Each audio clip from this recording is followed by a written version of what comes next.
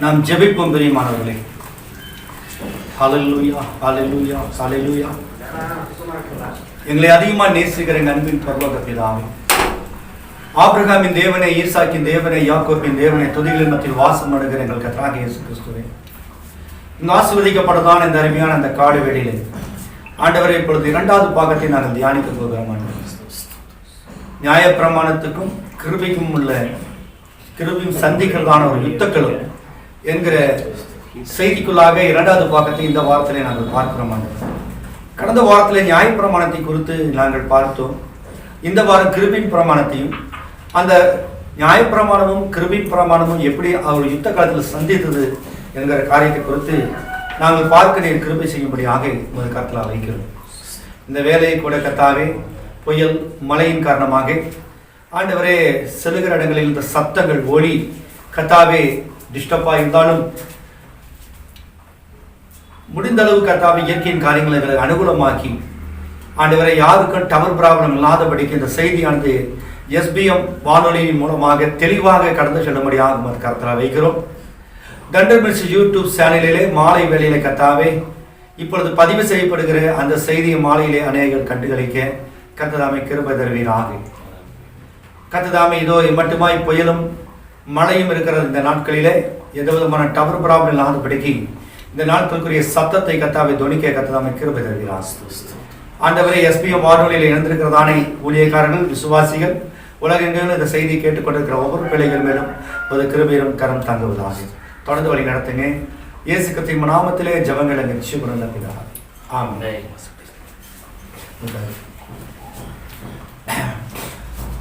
எபேசியரின் புஸ்தகம் 2ஆம் அதிகாரம் 8-9 வரைக்குமாக நாம் வாசிக்க கேட்போம். எபேசியர் 2ஆம் அதிகாரம் 8-9 வரைக்குமாக வசனங்களை வாசிப்போம். கிருபையினாலே விசுவாசத்தை கொண்டு ரட்சிக்கப்பட்டீர்கள். விசுவாசத்தை கொண்டு ரட்சிக்கப்பட்டீர்கள். இது உங்களால் உண்டானதல்ல. இது உங்களால் உண்டானதல்ல. இது தேவனுடைய ஈவு. இது தேவனுடைய ஈவு. ஒருவரும் பெருமை பாராட்டாதபடிக்கு. ஒருவரும் பெருமை பாராட்டாதபடிக்கு. இது கிரியைகளினால் உண்டானது. இது கிரியைகளினால் உண்டானது அல்ல. அடுத்தது அவ்வளவுதான். கடந்த வாரத்திலே நியாயப்பிரமாணத்தை பார்த்தோம். நியாயப்பிரமாணம் எங்கே கொடுக்கப்பட்டது, யாருக்கு கொடுக்கப்பட்டது, எப்படி கொடுக்கப்பட்டது, ஏதேன் தோட்டத்திலிருந்து அந்த நியாயப்பிரமாணம் எப்படி தொடர்ந்து வந்தது, அது எழுத்து வடிவத்தில் எப்படி மோசேயின் கரத்தில் கொடுக்கப்பட்டது, அதற்கு பிறகு இயேசுவின் காலத்தில் நியாயப்பிரமாணம் எப்படி இருந்தது, இயேசு கிறிஸ்து எப்படி நியாயப்பிரமாணத்தினுடைய முடிவாக இருந்தார். நியாயப்பிரமாணத்தில் ஒழிக்கவோ உடைக்கவோ இல்லை, ஆனால் நியாயப்பிரமாணத்தை முழுவதுமாக நிறைவேற்றினார் என்று நாம் கண்டோம். அவர் கிறிஸ்து நியாயப்பிரமாணத்தின் எப்படி முடிவாக இருந்தார். Christ is the end of the law. அந்த நியாயப்பிரமாணத்துக்கு அவர் எப்படி முடிவாக இருந்தார். அதற்கு பிறகு கிருபையின் பிரமாணம் எப்பொழுது ஆரம்பிக்கப்பட்டது, அந்த கிருபையின் பிரமாணத்தில் இன்றைக்கு நாம் என்ன காரியங்களை காண போகிறோம் என்கிற காரியங்களை எல்லாம் கடந்த வாரத்திலே நாம் பார்த்தோம். பிரியமானவர்கள், இந்த வாரத்திலே இப்பொழுது நீங்கள் பார்க்கிற செய்தி கிருபை. தீர்க்கதரிசியினுடைய செய்தியில கிருபை மிக அதிகமான செய்தி அழகாக பேசியிருப்பார். கிருபை என்பது மன்னிப்பதல்ல, மறப்பது என்று சொல்லியிருப்பார். கர்த்தராகிய இயேசு கிறிஸ்துவினுடைய பாவங்களை மன்னிக்க மாத்திரம் செய்யவில்லை, மறந்து விட்டார். மனவாட்டியிலே அவர் குற்றம் காண்பதில்லை, மனவாட்டியிலே அவர் மனவாட்டியை மன்னிப்பது மாத்திரமல்ல, மறந்து விட்டார். நீங்கள் செய்தீர்கள் என்றே இல்லை. அதுதான் அவருடைய ரத்தம், கிருபை. அதை குறித்து தீர்க்கதரிசி நிறைய செய்தி சொல்லியிருக்கிறார். இந்த காலை வேளையிலே ஒரு சில நிமிஷங்கள் இந்த செய்தியை நாம் கடந்து செல்லுவோம். இந்த இடத்துல கோவை பகுதியிலே மழையாக இருக்கிறது. புயல் இந்திய தேசத்திலே அல்லது மற்ற உலகத்தின் சில பாகங்களிலே புயல் வரும் என்று சொல்லப்பட்டிருக்கிறது. அவை கிளைமேட் பல இடங்களிலே அப்படியாக ஒரு மூடியாக இருக்கிறது. ஆகவே அந்த செய்தி எத்தனை பேருக்கு போகும் அப்படின்ட்டு தெரியல. அதனால தான் நான் தண்டர் மினிஸ்ட்ரி யூடியூப் சேனலில் அதை நேரலையில கொடுப்பதற்கு பதிலாக வீடியோவாக எடுத்துட்டு இருக்கிறோம். இது உங்களுக்கு யூடியூப்ல நாங்கள் இன்றைக்கு பதிவு பண்ணிடுவோம், நீங்கள் அதை பார்க்கலாம். இப்பொழுது SBM ரேடியோவில் கொடுக்கப்படுகிற இந்த செய்தியை ஆடியோ ஒரு சத்தத்தை மட்டும் நீங்கள் கேட்கலாம். கர்த்தர் உங்களுக்கு கிருபை செய்வாராக. பிரியமானவர்களே, இந்த கிருபை என்பது கிரியைகளினால் உண்டானதல்ல. பவுல் அங்க சொல்லுகிறார், நான் ஒழுக்கமாக இருந்தேன், நான் நேர்மையாக இருந்தேன், நான் யாருக்கும் எந்த தப்பும் பண்ணலை, யார்கிட்டையும் நான் கை நீட்டுறது கிடையாது. நான் தேவனுக்கு நான் இவ்வளவாய் தசவாக கொடுக்கிறேன், நான் இந்த சபைக்கு இவ்வளவாய் தாங்குகிறேன், இந்த ஊழியக்காரன் இவ்வளவாய் தாங்குகிறேன், இந்த விசுவாசி இவ்வளவாய் தாங்குகிறேன். நான் இல்லைன்னா இந்த விசுவாசி கிடையாது, நான் இல்லைன்னா ஞானஸ்தானம் பெற்றிருக்க முடியாது, நான் இல்லைன்னா உனக்கு சத்தியமே தெரிஞ்சிருக்காது என்று எவனும் மேன்மை பாராட்டாதபடிக்கு அந்த கிருபையானது கிரியைகளினால் அல்ல, அது தேவனுடைய ஈவு என்று சொல்லப்பட்டிருக்கிறது. தேவன் நமக்கு போட்ட பிச்சை. கடந்த வாரத்தில் பார்த்தோம், நிறைய விசுவாசிகள் ஊழியக்காரர்கள் மார்க்கெட்டிங் கொள்வாங்க. நான் பிரதர் இந்த சபை வளருக்கு நான் தான் பிரதர் காரணம், நான் இல்லைன்னா இந்த சபை வளர்ந்திருக்காது பிரதர், இந்த சபை கட்டி கொடுத்ததுக்கு நான் தான் பிரதர் காரணம், இல்லைன்னா அவ்வளவுதான் பிரதர், இந்த பாஸ்ட் இந்த அளவுக்கு இருக்காருன்னா நான் தான் காரணம் பிரதர், நான் இல்லைன்னா இந்த பாஸ்ட் இருக்க மாட்டாங்க. அதே மாதிரி ஊழியக்காரர்களும் பெருமை அடிப்பாங்க, நான் இல்லைன்னா அவன் எப்படியோ போயிருப்பான், நான் இல்லைன்னா அவன் செத்து போயிருப்பான் அப்படின்னு ஊழியக்காரர்களும் பெருமை அடிப்பாங்க. தேவன் முன்குறிக்கப்பட்ட வித்தை கைவிட மாட்டார்.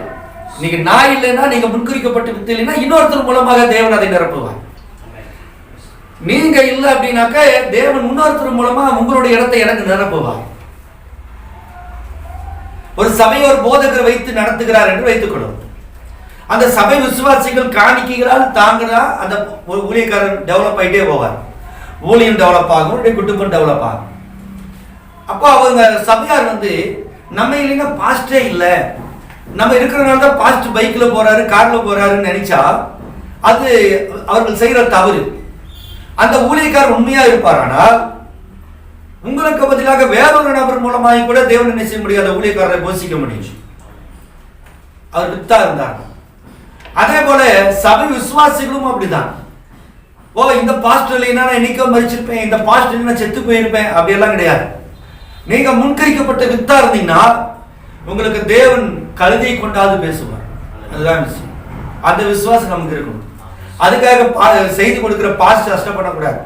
நீ இல்லைன்னா வேற ஆளுடா அப்படிங்கிறது மனவாட்டி நினைக்க மாட்டான்.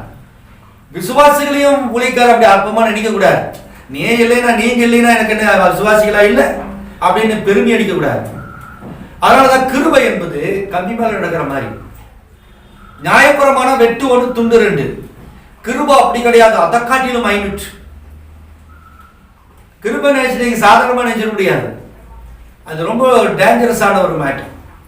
அந்த கிருபை ஒருத்தன் பெற்றுக்கொள்வதற்கு எவ்வளவு பிரயாசப்படணும், அது சாதாரணமான விஷயம் இல்லை. அதுக்கு எல்லாவற்றுக்கும் மேல உங்களோட பிரயாசத்து கிருபையில் இருக்காது. தேவன் உங்களை முன்குறிச்சிடணும். நீங்க பிறக்கும் போதே தேவனுடைய பிள்ளையா இருந்திருக்கணும், அதுதான் விஷயம். ஒருவேளை நம்ம கிரியை செய்யறதுனாலதான் அந்த கிருபை வந்துச்சு அப்படின்னா தேவன் கொடுக்கிற கூலி ஆயிடும். தேவன் நமக்கு கூலி வச்சிருக்கிறாரு.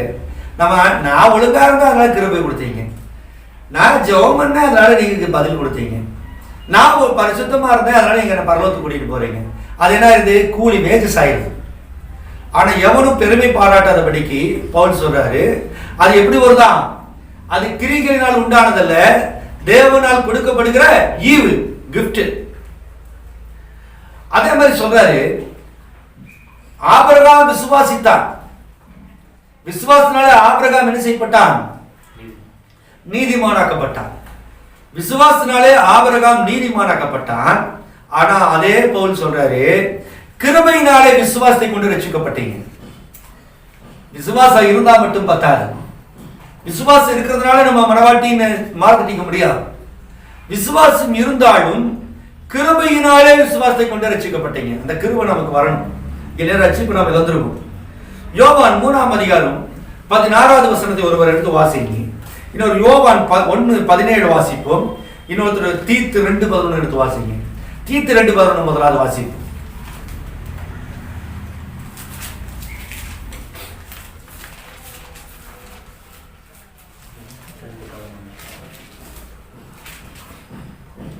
ஏனெனில் எல்லா மனுஷருக்கும் ரட்சிப்பை அளிக்கத்தக்க தேவ கிருபையானது பிரசன்னமாகி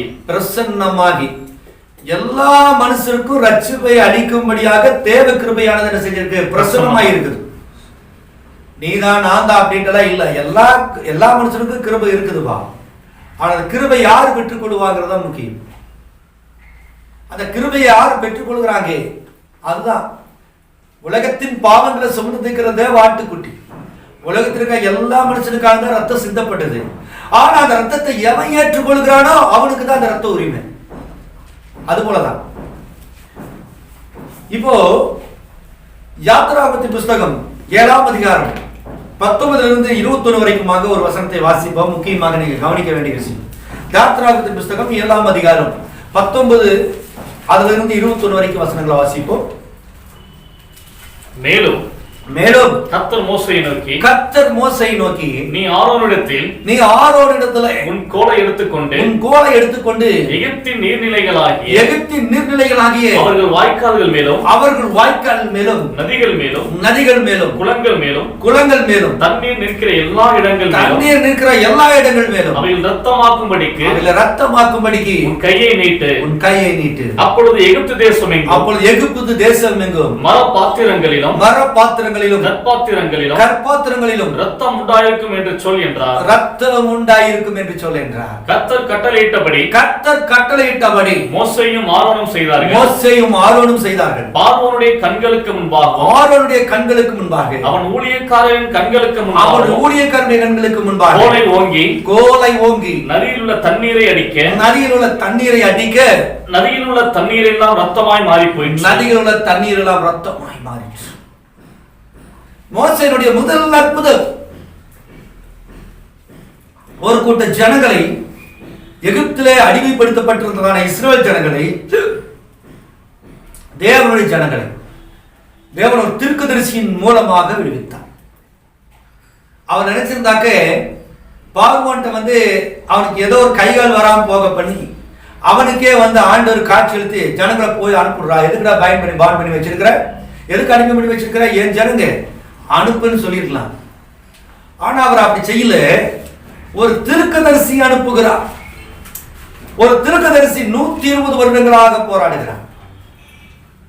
40 வருடங்கள் அவருடைய பிறப்பு வளர்ப்பு அரண்மனையில, 40 ஆண்டுகள் வனாந்தரத்திலே ஆடு மாடுகளோடு, 40 ஆண்டுகள் அவனுடைய ஊழியம், 40 வருஷம் வருது.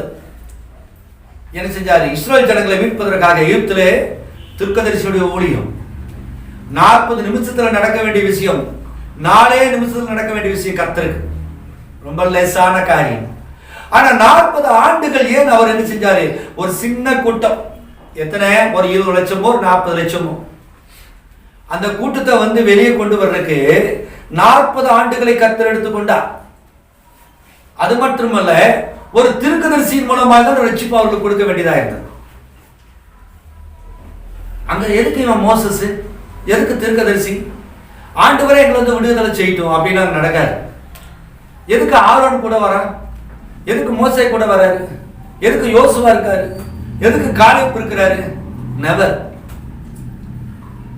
தேவனுடைய திட்டமானது தீர்க்கதரிசியின் மூலமாக ஒரு கூட்ட ஜனங்களை கொண்டு வருமானால் இது முதலாம் யாத்திரை. இந்த 3ஆம் யாத்திரையில கூட வாக்குத்தத்தம் பண்ணப்பட்ட மனவாட்டி ஜனங்களை, கர்த்தராகிய இயேசு கிறிஸ்து நாமத்திலே ஞானஸ்நானம் பண்ணப்பட்ட இந்த மனவாட்டிகளை ஸ்தாபனமாகிய எகிப்தின் அடிமைத்தனத்தில் இருந்து, கிறிஸ்தவ சபைகளில் இருந்து, கத்தோலிக்க சபை, பெந்தகோஸ்து சபை, பிராட்டஸ்டன்ட் சபைகள், சமண சபை, யெகோவா சாட்சி சபைகள், மெத்தடிஸ்ட், பாப்டிஸ்ட், எத்தனை கர்மாந்திர சபைகள், ஸ்தாபன சபைகள் இருக்கிறதோ அத்தனை சபைகள் இருந்து ஒரு கூட்ட ஜனத்தை தேவன் வெளியே கொண்டு வரணும் அப்படின்னா இந்த கடைசி நாட்கள்ல ஒரு தீர்க்கதரிசியின் மூலமாக தான் செய்கிறார். அந்த தீர்க்கதரிசி இல்லாம நீங்க சபை விட்டு வெளியே வர முடியாது. ஒரு சபையிலிருந்து நீங்களாகவே இயேசு நாம ஞானஸ்நானத்துக்கு வரலாமே தவிர தேவனுடைய பேட்டர்ன் அப்படின்னா ஒரு ப்ராப்பர்ட் மூலமா தான் நீங்க வெளியே வரணும். ஒரு தீர்க்கதரிசியுடைய சத்தம் தான் உங்களை வெளியே கொண்டு வரணும். மோசேயுடைய சத்தத்துல தான் அவங்க வெளியே வந்தாங்க. அன்னைக்கு மோசே ஒரு முதல் அற்புதத்தை செய்யும் போது தண்ணீர் என்ன செஞ்சு ரத்தமா மாறிச்சு. எகிப்தின் நீர்நிலைகள் எல்லாம் தண்ணீரை சமுத்திரத்திலே அடிச்சான். கோல் எடுத்து என்ன செஞ்சா தண்ணீர் மேல அடிச்சான் இல்லையா? அப்ப எகிப்து ஒரு இடத்துல தண்ணீர்ல அடிச்சான். எகிப்து தேசம் முழுவதும் என்னாச்சு? தண்ணீர் ரத்தமாக மாறிடுச்சு.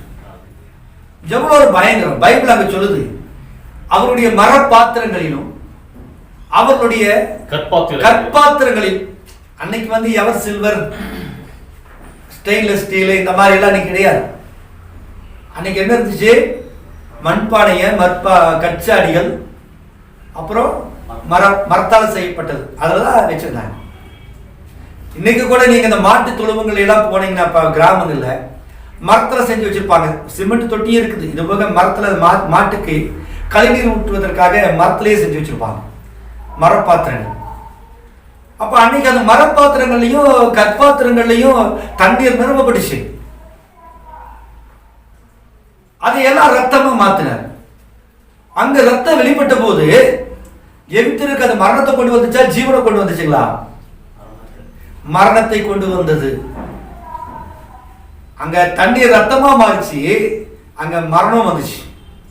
மோசேயுடைய முதல் அற்புதம் தண்ணீரை ரத்தமாக மாற்றியது. ஆனால் அந்த ரத்தமானது எகிப்திற்கு மரணத்தை கொண்டு வந்தது. இதுதான் நியாயப்பிரமாணம். நியாயப்பிரமாணத்தின் மூலமாய் கடந்து சென்றவன் மரணத்தை சந்திப்பான். அது ஜீவனுக்குள்ள வழிநடத்தல. ஆகவேதான் இயேசு கிறிஸ்து பூமிக்கு, தேவன் பூமிக்கு மனிதனாக வந்தார். தேவத்துவத்தின் பரிபூர்ணம் எல்லாம் சரீர பிரகாரமாக அவருக்குள் வாசமாய் இருந்தது. அவர் நமக்காக அடிக்கப்பட்டு நமக்காக நொறுக்கப்பட்டார். அதுக்கு அடையாளமா இயேசுடைய முதல் அற்புதம் என்ன தெரியுமா? கானா ஒரு கல்யாணத்துல தண்ணீரை திராட்சரசமாக மாற்றினார். மோசேயுடைய முதல் அற்புதமானது தண்ணீரை ரத்தமாக மாற்றியது. இரண்டாம் யாத்திரையின் போது இயேசு கிறிஸ்து காட்சியில் வந்த போது அவர் தீர்க்கதரிசி. இவருடைய முதல் அற்புதமானது என்ன நடந்துச்சு? தண்ணீர் திராட்சரசமாய் மாறியது. திராட்சரசம் எது கிடையாதோ? ஜீவனுக்கு கிடையாது. அதை குடிக்கும் போது அவன் ஜீவனை பெறுவான். பற்றாக்குறை நீக்கப்பட்டது.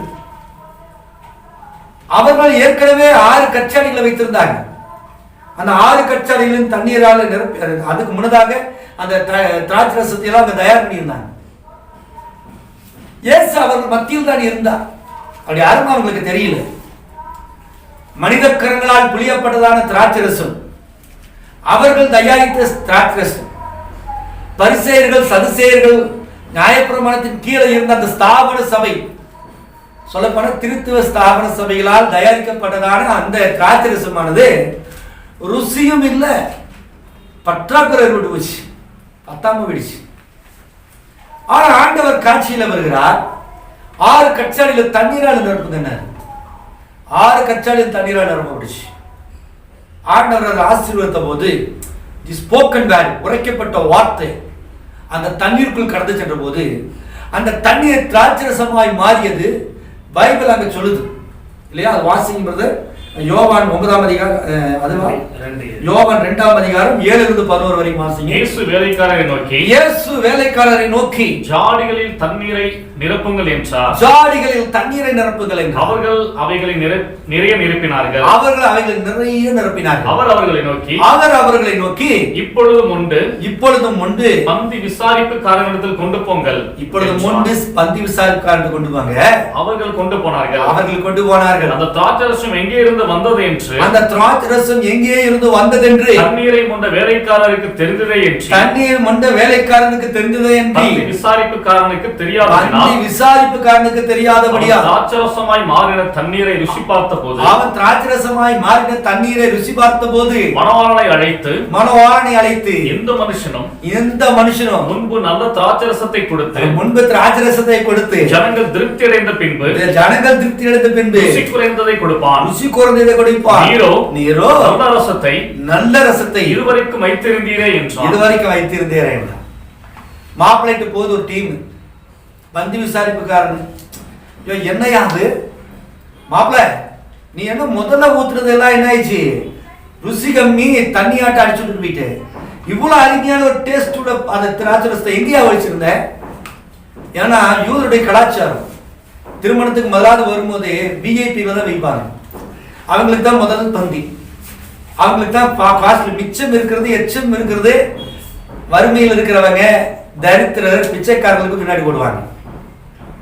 ஆண்டவராகிய இயேசு கிறிஸ்து அங்க திராட்சரசம் குறைவிடும் போது ஏற்கனவே பணக்காரனும் ஐஸ்வர்யவானும் உலகத்துல மிக பெரிய விஐபிகளா நினைச்சிட்டு அந்த கல்யாணத்துல இருக்கிறவன் அதையெல்லாம் நக்கி குடிச்சிட்டு போயிட்டான்.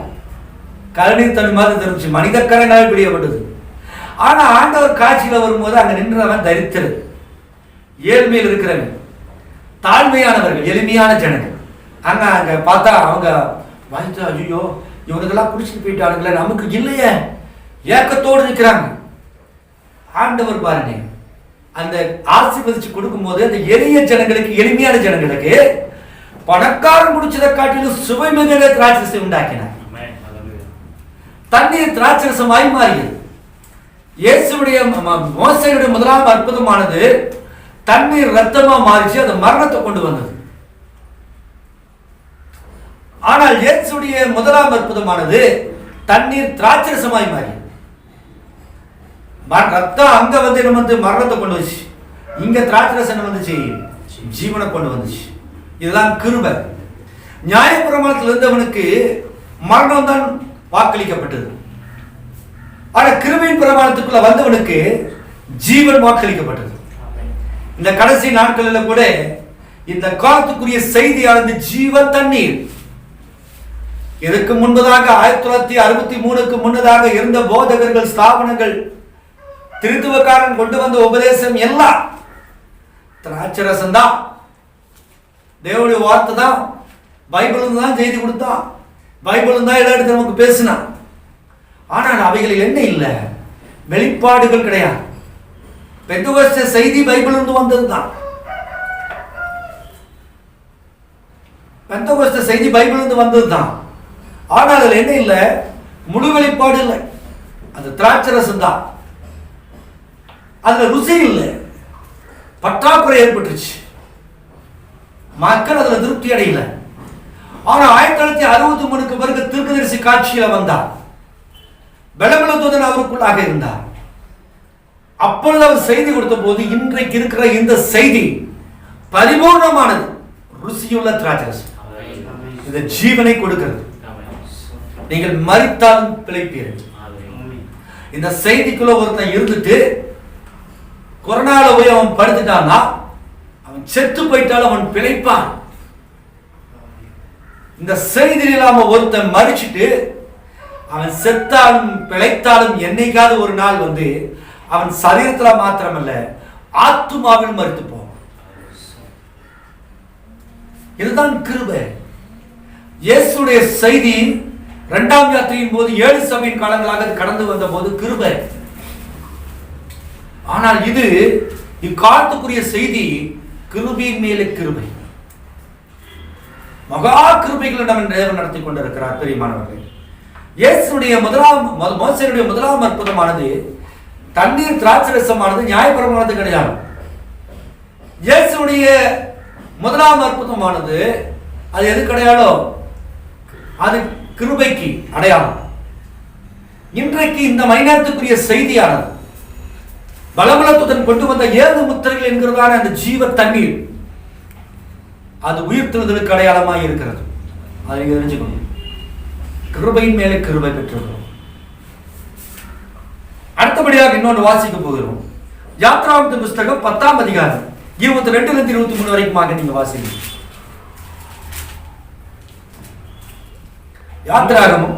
மோசே தன் கையை வானத்திற்கு நேராக நீட்டி அப்பொழுது எகிப்து தேசம் எங்கும் 3 நாள் மட்டும் காரிருள் உண்டாயிற்று. 3 நாள் மட்டும் காரிருள் உண்டாயிற்று. 3 நாள் மட்டும் ஒருவரை ஒருவர் காணவும் இல்லை. ஒருவரும் தம்மிடத்தை விட்டு எழுந்திருக்கவும் இல்லை. இஸ்ரவேல் புத்திரர் யாவருக்குமே வெனில் அவர்கள் வாசஸ்தலங்களிலே வெளிச்சம் இருந்தது. மோசேயுடைய இந்த அற்புதம் வானத்துக்கு நேராக கையை உயர்த்தும் போது என்னாச்சு? எகிப்து தேசம் 3 நாள் அளவு தடவி கொண்டிருக்கிறதான காரிருள் தோன்றுச்சு. இருள் எகிப்து தேசம் முழுவதும்.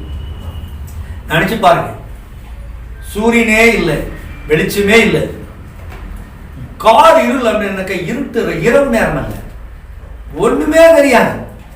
கார் இருள், ஆப்போசிட்ல என்ன இருக்குதுன்னு தெரியாது.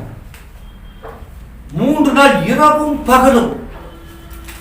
இன்னைக்கு நம்ம கொஞ்ச நேரம் பவர் கட் ஆச்சுனாலே தாங்க முடியறதில்லை. இந்த நவநாகரிக உலகத்துல ஃபேன் ஒர்க் ஆகாது, ஏசி ஒர்க் ஆகாது, மின்சார விளக்குகள் ஒர்க் ஆகாது, எவ்வளவு பாடுகள், மிஷின் ஒர்க் ஆகாது, எதுவுமே நடக்காது. ஒரு டெலிவிஷன் பார்க்க முடியாது, மொபைல் பார்க்க முடியாது, சார்ஜ் போட முடியாது, அயன் பண்ண முடியாது. 1 மணி நேரம் 3 மணி நேரம் இல்லைன்னா டென்ஷன் ஆயிடுவாங்க, மனம் பிரஷர் ஏறிக்கும். 3 நாட்கள் வரைக்குமாக காரில் இஸ்ரேல் தேசத்தில் மோசே தோன்ற வச்சிருக்காங்க. எவ்வளவு பெரிய பயங்கரமான காரியம். ஒரு தீர்க்கதரிசியின் மூலமாய் எகிப்து தேசத்துக்கு 3 நாட்கள் காரில் லாக்டவுனை காட்டிலும் பயங்கரம். இன்னைக்கு லாக்டவுன் போட்டிருக்கிறான், வெளிச்சத்தை வீட்டில் உட்காந்து டிவி பார்க்கணும், ஆன்லைன் மூலமா செய்தி கேட்கணும், ரசிக்கப்படாத சினிமா பார்க்கறான், சினிமா ஜோக்குகளை பார்க்கறான். எப்படியோ அவனுக்கு டைம் போயிருக்கு. டிவியா இல்லைன்னு பரவாயில்ல, மொபைல் இருந்தா போதும். ஒரு 5000 ரூபாய் கொடுத்து ஒரு ஆண்ட்ராய்டு மொபைல் வாங்கிட்டா போதும், டெபாசிட்னால ஏதோ ஒன்று பார்த்துட்டு இருப்பான். ஆனா கரண்ட்டும் இல்லை, மொபைலும் இல்லை, டெலிவிஷனும் இல்லை. 3 நாள் லாக்டவுன். 1 மணி நேரம் போட்டால் உங்களால வாழ முடியுமா? எவ்வளவு பயங்கரம். குழந்தைகளுக்கு எப்படி பால் கொடுத்தாப்ப என்ன பண்ணியிருப்பாங்க, குழந்தை சாப்பாடு நினைச்சு கூட பார்க்க முடியும். எவ்வளவு பயங்கர சிவதேசத்துல. ஆனா இயேசு காட்சியில வந்தார். வாசிங்க யோவான் 9ஆம் அதிகாரம் 5ஆவது வசனம். நான் உலகத்தில் இருக்கையில், நான் உலகத்தில் இருக்கையில் உலகத்திற்கு ஒளியாய் இருக்கிறேன் என்றார். உலகத்துக்கு ஒளியாய் இருக்கிறேன். I am the light of the world. நான் உலகத்துக்கு வெளிச்சம். மோசே நாளுக்கு நியாயப்பிரமாணம் கொண்டு வரப்பட்டது. நியாயப்பிரமாணம் எகிப்திய ஜனங்களுக்கு இருளை கொண்டு வந்துச்சு. ஆனா வசனம் அங்க சொல்லுது, இஸ்ரவேல் வாசஸ்தலங்கள் என்ன இருந்துச்சா? வாசிங்க. இஸ்ரவேல் வாசஸ்தலங்கள் யாவருக்குமே வெனில் அவர்கள் வாசஸ்தலங்களில் வெளிச்சம் இருந்தது. இஸ்ரவேலருக்கு வாசஸ்தலம் யாவருக்குமே வெனில் என்ன இருந்துச்சா? வெளிச்சம். வெளிச்சம் இருந்துச்சா. 3 நாள் இருந்துச்சு. இஸ்ரவேல் ஜனங்களுக்கு மட்டும்தான் என்ன இருந்துச்சா? வெளிச்சம் இருந்துச்சு. எவ்வளவு ஒரு வண்டர்ஃபுல் மிராக்கிள்ஸ். அவங்களுக்கெல்லாம் டார்க். அதே பகுதியில் இருக்கிற இஸ்ரேல் ஜனங்களுக்கு கண்ணை திறந்தா வெளிச்சம் தெரியுது. எப்படி இவன் போறான் வரான், எப்படி இவங்க வீட்டில் மட்டும் வெளிச்சம்? இதை நீங்க நினைச்சு பாருங்க. உலகம் முழுவதும் இருட்டல லாக்டவுன் ஆயிருக்குது. ஆனா அந்த முன்குறிக்கப்பட்ட வித்து இஸ்ரேல் ஜனங்களுக்கு மட்டும் வெளிச்சம். அவங்க வீடுகள்ல எப்படி உங்க வீட்டில் மட்டும் கரண்ட் இருக்கோ, எப்படி டிவி ஓடுது, எப்படி லைட் வெளிச்சம், எப்படி கேஸ் வச்சிருக்கீங்க, எப்படி ஹேண்ட் பாக்ஸ் போடுறீங்க? என்னையா இது? நம்ம வீடுகள் இல்ல. எவ்வளவு பேர் நம்ப முடியாத, ஆனால் உண்மை. இதுதான் பாரடாக்ஸ். இயேசு கிருபை கொண்டு பூமிக்கு வரும்போது I am the light of the world சொன்னார். எவனெல்லாம் இயேசு கிறிஸ்துவை, யாரெல்லாம் இயேசு கிறிஸ்துவை ஏற்றுக்கொண்டார்களோ அவர்களுக்கு இந்த உலகத்திலே வெளிச்சம். அவனை சிலுவையில் அடிச்சு கொண்டாலும் சரி, வாதை விண்டம் செத்தாலும் சரி, விபத்துல மரித்தாலும் சரி, வறுமையில உழந்தாலும் சரி, அவனுக்கு ஒரு வெளிச்சம் இருந்தது. இயேசு கிறிஸ்துவே மெய்யான தேவனும் நித்திய ஜீவனுமாய் இருக்கிறார். அந்த ஒரு ஃபெய்த் அவனுக்கு இருந்துச்சு. அவன் வாழ்க்கையில வெளிச்சம் இருந்துச்சு. உலகத்தில் இருக்கிற ஐஸ்வர்யவான்கள், பணக்காரர்கள், அறிவாளிகள், விஞ்ஞானிகள், அவருடைய வாழ்க்கையில இருள், தாங்க முடியாத இருள். இன்றைக்கும் இருட்டில வாழ்ந்து கொண்டிருக்கிறார். இன்னைக்கு உலகமானது இருட்டில இருக்குது. கொரோனா வியாதிக்கு மருந்து கண்டுபிடிக்க முடியாதபடிக்கு அவன் வெட்கப்பட்டு போயிருக்கிறான். நாட்டுகளுடைய வாய்கள் எல்லாம் அடைக்கப்பட்டிருக்கு. டாக்டர்கள் சொல்றாங்க, நீங்க சாமி வேண்டிக்கிங்கன்றோம். நம்ம தேசத்துல கேரளா முதலமைச்சர் சொல்றார், பினராயி, இயேசு கிறிஸ்துவ மட்டும்தான் இந்த கொரோனாவை சரி பண்ண முடியும், அப்படி ரத்தம் தான் மருந்துட்டார். பாருங்க. ஆந்திராவில் இருக்கிற முதல்வர் சொல்றார், ஜெகன், அவருதான் விசுவாச வாழ்க்கை. அவர் எல்லா பெரிய பெரிய மந்திரிமார்கள் எல்லாருமே இயேசுவை ஏற்றுக்கொண்டவனுக்கு அந்த ரகசியம் தெரியும். இயேசுவை ஏற்றுக்கொள்ளாம இருக்கிற பகுத்தறிவுவாதின்னு சொல்லிக்கிற வாய் இருக்கிற ஆட்களுக்கெல்லாம் தெரியும், மனசுக்குள்ள தெரியும், நம்மளால இந்த வியாதியை போக்க முடியாது. மருத்துவ உலகம் கைவிட்டுருச்சு. விஞ்ஞான உலகம் மருந்து தேடிட்டு இருக்குது.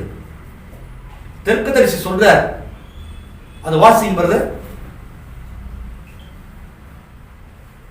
அடையாளம் என்கிற செய்தியில தெற்குதரிசி சொல்றார், இன்றைய வாதையும் தப்பித்துக் கொள்ளும் வகையும் இப்பொழுது அவர்களில் சிலர் அப்படியா அப்படியா? இப்பொழுது வாதைகள் விழுமானால் நாங்கள் உடனே மருத்துவமனைக்கு செல்வோம். நாங்கள் உடனே மருத்துவமனைக்கு போறோம்.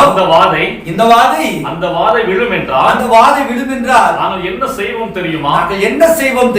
நாங்கள் டாக்டர் ஜோன்ஸிடம் செல்வோம். டாக்டர் ஜோன்ஸ்க்கு போறோம். அதை எப்படி சமாளிப்பது என்று சமாளிக்கிறதுன்னு அவருக்கு தெரியும். அது கிரியை செய்யவில்லை. ஆனாலும் அவர்கள் சாமர்த்தியசாலிகளாக இருந்தாங்க. வாதை வருமானால் உடனே நாங்கள் பூமிக்கு கீழே ஒரு குகைக்குள் செல்வோம். கதவை மூடி தாளிட்டுக் கொள்வோம். அது ஒரு எல்லளவும் கூட நன்மை செய்யாது. நாங்க வீட்டுக்குள்ளேயே தங்கியிருப்போம். முகம் முழுவதும் முக கவசத்தினால் மூடிக்கொள்வோம். மற்றும் கிருமி நாசிகளை தெளித்துக் கொள்வோம். அது ஒரு எல்லளவும் கூட நன்மை செய்யாது. தேவன் ஒரு அருளப்பட்ட வழியை உண்டாக்கினார். அது என்னவாய் இருந்தது? இரத்தமாகும். தேவன் அதை அளித்திருந்தார். காணப்பட்டதிலேயே மிகவும் எளிமையான ஒன்று. ஆட்டுக்குட்டியின் ரத்தத்தை எடுத்து வீட்டு வாசலில் தெளித்தார். ஆனாலும் அது தம்முடைய வழி என்று தேவன் கூறினார். அவர் அதை கனம் பண்ணினார். ரத்தத்தின் கீழாக இல்லாமல் வெளியே இருக்கின்ற முதற் பிறந்தவர்கள் எல்லாரும் மரித்தார்கள். கடைசி காலத்திற்கென்று தேவனால் அருளப்பட்ட வழியை ஏற்றுக்கொண்டு நாம் ஜீவித்துக் கொண்டிருக்கும் காலத்தின் சாயங்கால நேரம் இது. சாயங்கால நேரம் இது. இதுவே சபைக்கான சாயங்கால நேரம். எனக்கும் இது சாயங்கால நேரம். இதுவே என்னுடைய சாயங்கால செய்தியாக இருந்தது. சாயங்கால நேரத்தின் செய்தியாக இருந்தது. நான் மரித்துக் கொண்டிருக்கிறேன். நான் சென்று கொண்டிருக்கிறேன். நான் சுவிசேஷத்தின் சாயங்கால நேரத்தில் கடந்து சென்று கொண்டிருக்கிறேன். நாம் நீதிமானாக்கப்படுதல் போன்றவைகள் கடந்து வந்து விட்டோம். ஆனால் இதுவோ அடையாளம் தரித்துக் கொள்ள வேண்டிய நேரம். உங்களிடம் ஒன்றை குறித்து பேச வேண்டும் என்று சென்ற ஞாயிறு என்று கூறினேன். அதுதான் இது. இந்த நேரத்தில் நீங்கள் இதனுடன் விளையாடிக் கொண்டிருக்க முடியாது. இப்பொழுதோ அதை செய்தாக வேண்டும். அது எப்போதாவது செய்யப்பட போவதாக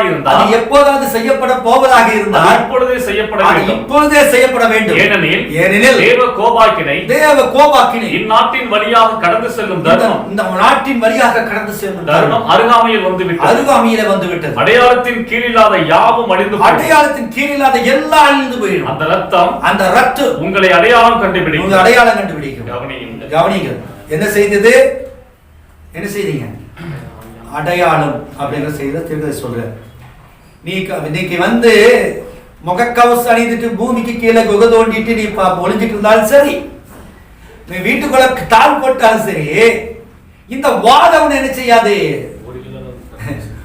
ஒண்ணு நன்மை செய்யாது. வாதவனுக்கு வந்தது வரணும்னு நினைச்சா இயேசுவுடைய ரத்தத்தின் கீழ் அந்த அடையாளத்தின் கீழ் இருந்தா மட்டும்தான் நீ தப்பிப்ப.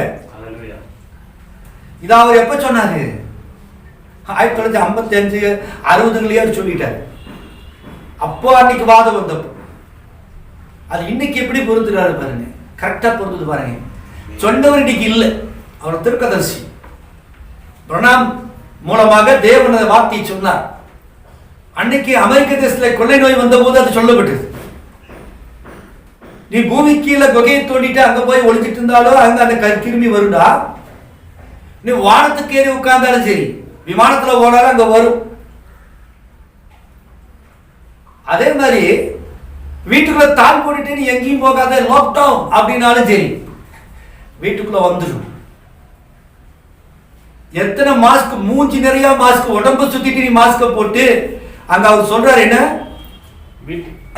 முகம் முழுவதும் கவசத்தினால் மூடிக்கொண்டாலும் மற்றும் கிருமி நாசிகளை தெளித்துக் கொண்டாலும் எத்தனை அது என்னது சானிடைசர் எத்தனை தெளிச்சுட்டா குளிச்சாலும் சரி, சானிடைசர் பக்கெட்ல ஊத்தி நீ உட்கார்ந்தாலும் சரி, தேவன் நியாயத்துக்கு உனக்கு கொடுக்கணும்னு நினைச்சா மாத்தவே முடியாது. வாதம் அது. நீ எத்தனை குறும்பு பண்ணியிருக்கிற, எத்தனை அட்டுணி பண்ணியிருக்கிற. தேசத்தில் இருக்கிற ஜனங்கள், விபச்சாரத்தில் விழுந்த ஜனங்கள், அரசியல்வாதிகள், மந்திரிகள், ஒருவனுடைய மனைவி இன்னொருவன் அபகரித்துக் கொள்வது, விபச்சாரம், விலை மாதுகளிடம் செல்வது, வியாதியை பரப்புவது, லஞ்ச லாவண்யங்கள், அதிகார துஷ்பிரயோகங்கள், காட்டாட்சி போல ஆட்சி தர்பார்கள், தேவனுடைய பிள்ளைகளை சித்திரவதை செய்வது, அசுத்தங்கள், ஒழுக்கக்கேடான வாழ்க்கைகள், சிற்றின்பங்கள், மதுபானங்கள், திரையரங்குகள், நடனமாதுகளின் அரங்கேற்றங்கள், எத்தனை பாவம் நிறைந்த உலகம் இது. சினிமாக்கு நீ போனீங்கன்னா பெச்சாரத்தை தான் இதை திரையில் நீ பார்க்க முடியும். நல்லதெல்லாம் சொல்றேன், நல்லது சொல்ற மாதிரி தீர்மே என்ன செய்யற நீ வைக்கிறது. சினிமா பார்த்து எவனும் உருப்பட முடியாது, கெட்டுதான் குட்டிச்சவரா போயிடுவேன். இன்றைக்கு இந்திய தேசம், குறிப்பா தமிழ்நாடு இப்படி கெட்டு குட்டிச்சவரா இருக்குனாக்க திரைப்படங்கள் வாலிப பிள்ளைகளை கெடுத்து வச்சிருக்கிறது. அடுத்ததாக மதுபான கடைகள். பைபிள் சொல்றது மூடன் தான் என்ன செய்யுமா, மதுபான பிரியம் மூடனா இருக்கும். மதுபான கடை திறந்து வைக்கிறவன் எவ்வளவு பெரிய மூடனா இருப்பான் நினைச்சு பாருங்க. அதிகார வர்க்கங்களாக இருந்தாலும், ஆட்சியாளர்களாக இருந்தாலும், மக்களுக்கு நல்லது செய்யணும்னு நினைக்கிறவன் மதுபான கடையில இருக்க மாட்டான். அரசியல்வாதிகள் சொல்றது ஒரு புறம் இருக்குது, வேதம் அதை சொல்லுது, அவ்வளவுதான். நம்ம சொந்த கருத்துக்கள் எல்லாம் அது கிடையாது. தேசமானது சீர்கெட்டதாக இருக்கிறது. விபச்சார வாழ்க்கை, ஆண்கள் பெண்களுடைய கள்ள தொடர்புகள், அடுத்தவன் மனைவி அபகரிப்பது, அடுத்தவன் புருஷனை அபகரிப்பது, எவ்வளவு தேவனுடைய வார்த்தையை ஏற்றுக்கொள்ளாதபடிக்கு துன்மார்க்கமான ஜீவியம். பீடி, சிகரெட், புகையிலை, போதை பொருட்களை வச்சுட்டு இந்த தேசமானது குட்டிச்சுவராகிவிட்டது. உலகமானது ஒரு நரகத்தை போல இருக்கு. அத்தனை பாவகாரிகள். மேலே இருந்து தேவன் பார்த்தார்னா அவ்வளவுதான், ஒரு நிமிஷத்துல எரிச்சு போடுவார், அந்த அளவுக்கு அவருக்கு கோபம். அதிகார துஷ்பிரயோகங்கள். அதிகார வர்க்கமானது எளிமையான ஜனங்களை ஒடுக்குது. லஞ்சம், பணம் கொடுத்தாதான் காரியங்கள் நடப்பிக்க முடியுங்கிற காரியம். பணம் இருக்கிறவன் எதை வேணா சாதிக்கலான்ட்டு. ஒரு 10 சர்டிபிகேட் வேணுமா, லஞ்சம். ஒரு மெடிக்கல் சர்டிபிகேட் வேணுமா, லஞ்சம். கொரோனாவில் இவ்வளவு கஷ்டப்பட்டு உயிருக்கு போராடுகிற எளிமையான ஜனங்கள் மருத்துவம் பார்த்து பிழைக்க முடியாதபடிக்கு செத்து போனோம். நிறைய ஹாஸ்பிட்டல் கொண்டு போனாலே இத்தனை லட்சம் கட்டு, அத்தனை லட்சம் கட்டு. மருந்தே இல்லாத வியாதிக்கு லட்சக்கணக்கில் வரும்.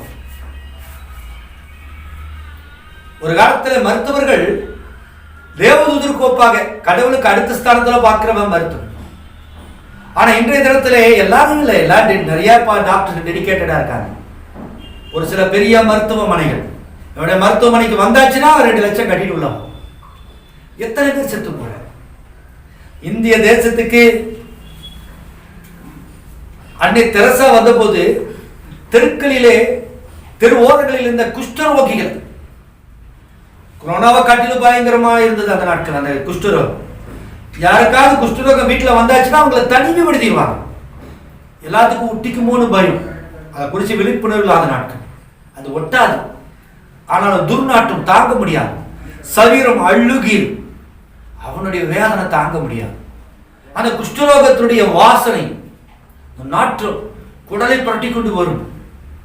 அவனை யாரும் தொடுவதற்கு பார்ப்பதற்கு கூட விரும்பாத அந்த அழுகி போன சரீரங்களோடு கூட கல்கத்தா தெருக்களிலே, மும்பை மாநகரங்களிலே, டெல்லி மாநகரங்களிலே இருந்த போது அந்த அன்னை தெரசா என்கிற அந்த கிழவி, அந்த அம்மா தன்னுடைய சொந்த கரங்களால் தூக்கி காரில் போட்டுட்டு போய் தன்னுடைய எல்லா ஆசிரமங்களை சேர்த்து அவங்களுக்கு மருத்துவ உதவி செஞ்சு இயேசுடைய அன்பு இதுதான்டா இவர் சந்திச்சார்.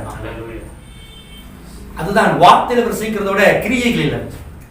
அதை காட்டில பார்த்த ப்ராட்டஸ்டன்ட் சபையில என்ன பண்ண போதும், ஒன்றும் கிடையாது.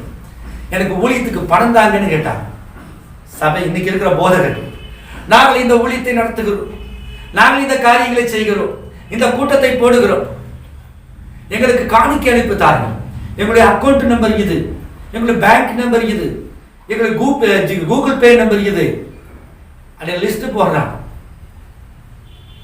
அன்னை தெரசா யார்கிட்ட கேட்டாங்க? ஒரு வார்த்தை யார்கிட்டயுமே கேட்கல. தனக்கு வந்த டொனேஷன் அவார்டுக்கு வந்த பணங்கள்லாம் கூட ஏழைகளுக்கு கொடுத்துட்டாங்க. மறிக்கும் போது அவங்க பேர்ல என்ன சொத்து இருந்துச்சு? அத்தனை ஏழை எளியவர்களுக்கு தான். அதுதான் கிறிஸ்துவை பிரதிபலித்து காண்பிக்கிறது. அன்னை தெரசா மட்டுமல்ல, அன்னை தெரசாவை போல எத்தனையோ சகோதர சகோதரிகள் எல்லாம் உலகத்தை கலக்கின ஊழியக்காரர்கள் உண்டு.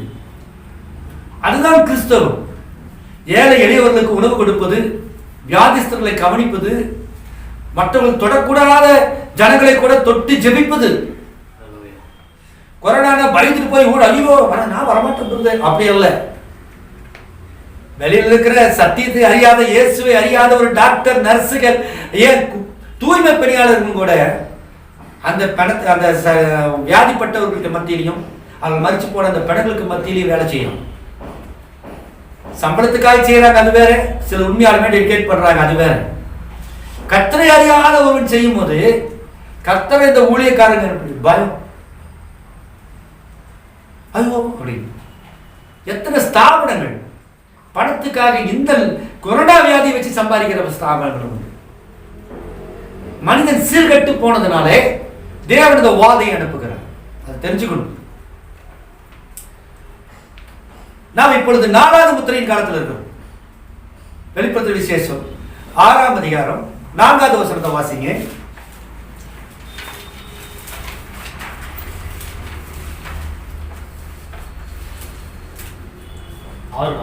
ஆமாம். அப்பொழுது சிவப்பான வேறொரு குதிரை புறப்பட்டது. சிவப்பான வேறொரு குதிரை புறப்பட்டது. அதன் மேல் ஏறி இருந்தவனுக்கு பூமியில் உள்ளவர்கள் ஒருவரை ஒருவர். 4வது முத்திரை வாசிங்க. வெளிப்படுத்தல் விசேஷம் 6ஆம் அதிகாரம். அவன் 4ஆம் முத்திரையை உடைத்த போது, வசனம் சொல்லுங்க. 6:7. 6ஆம் அதிகாரம் 7வது வசனம்.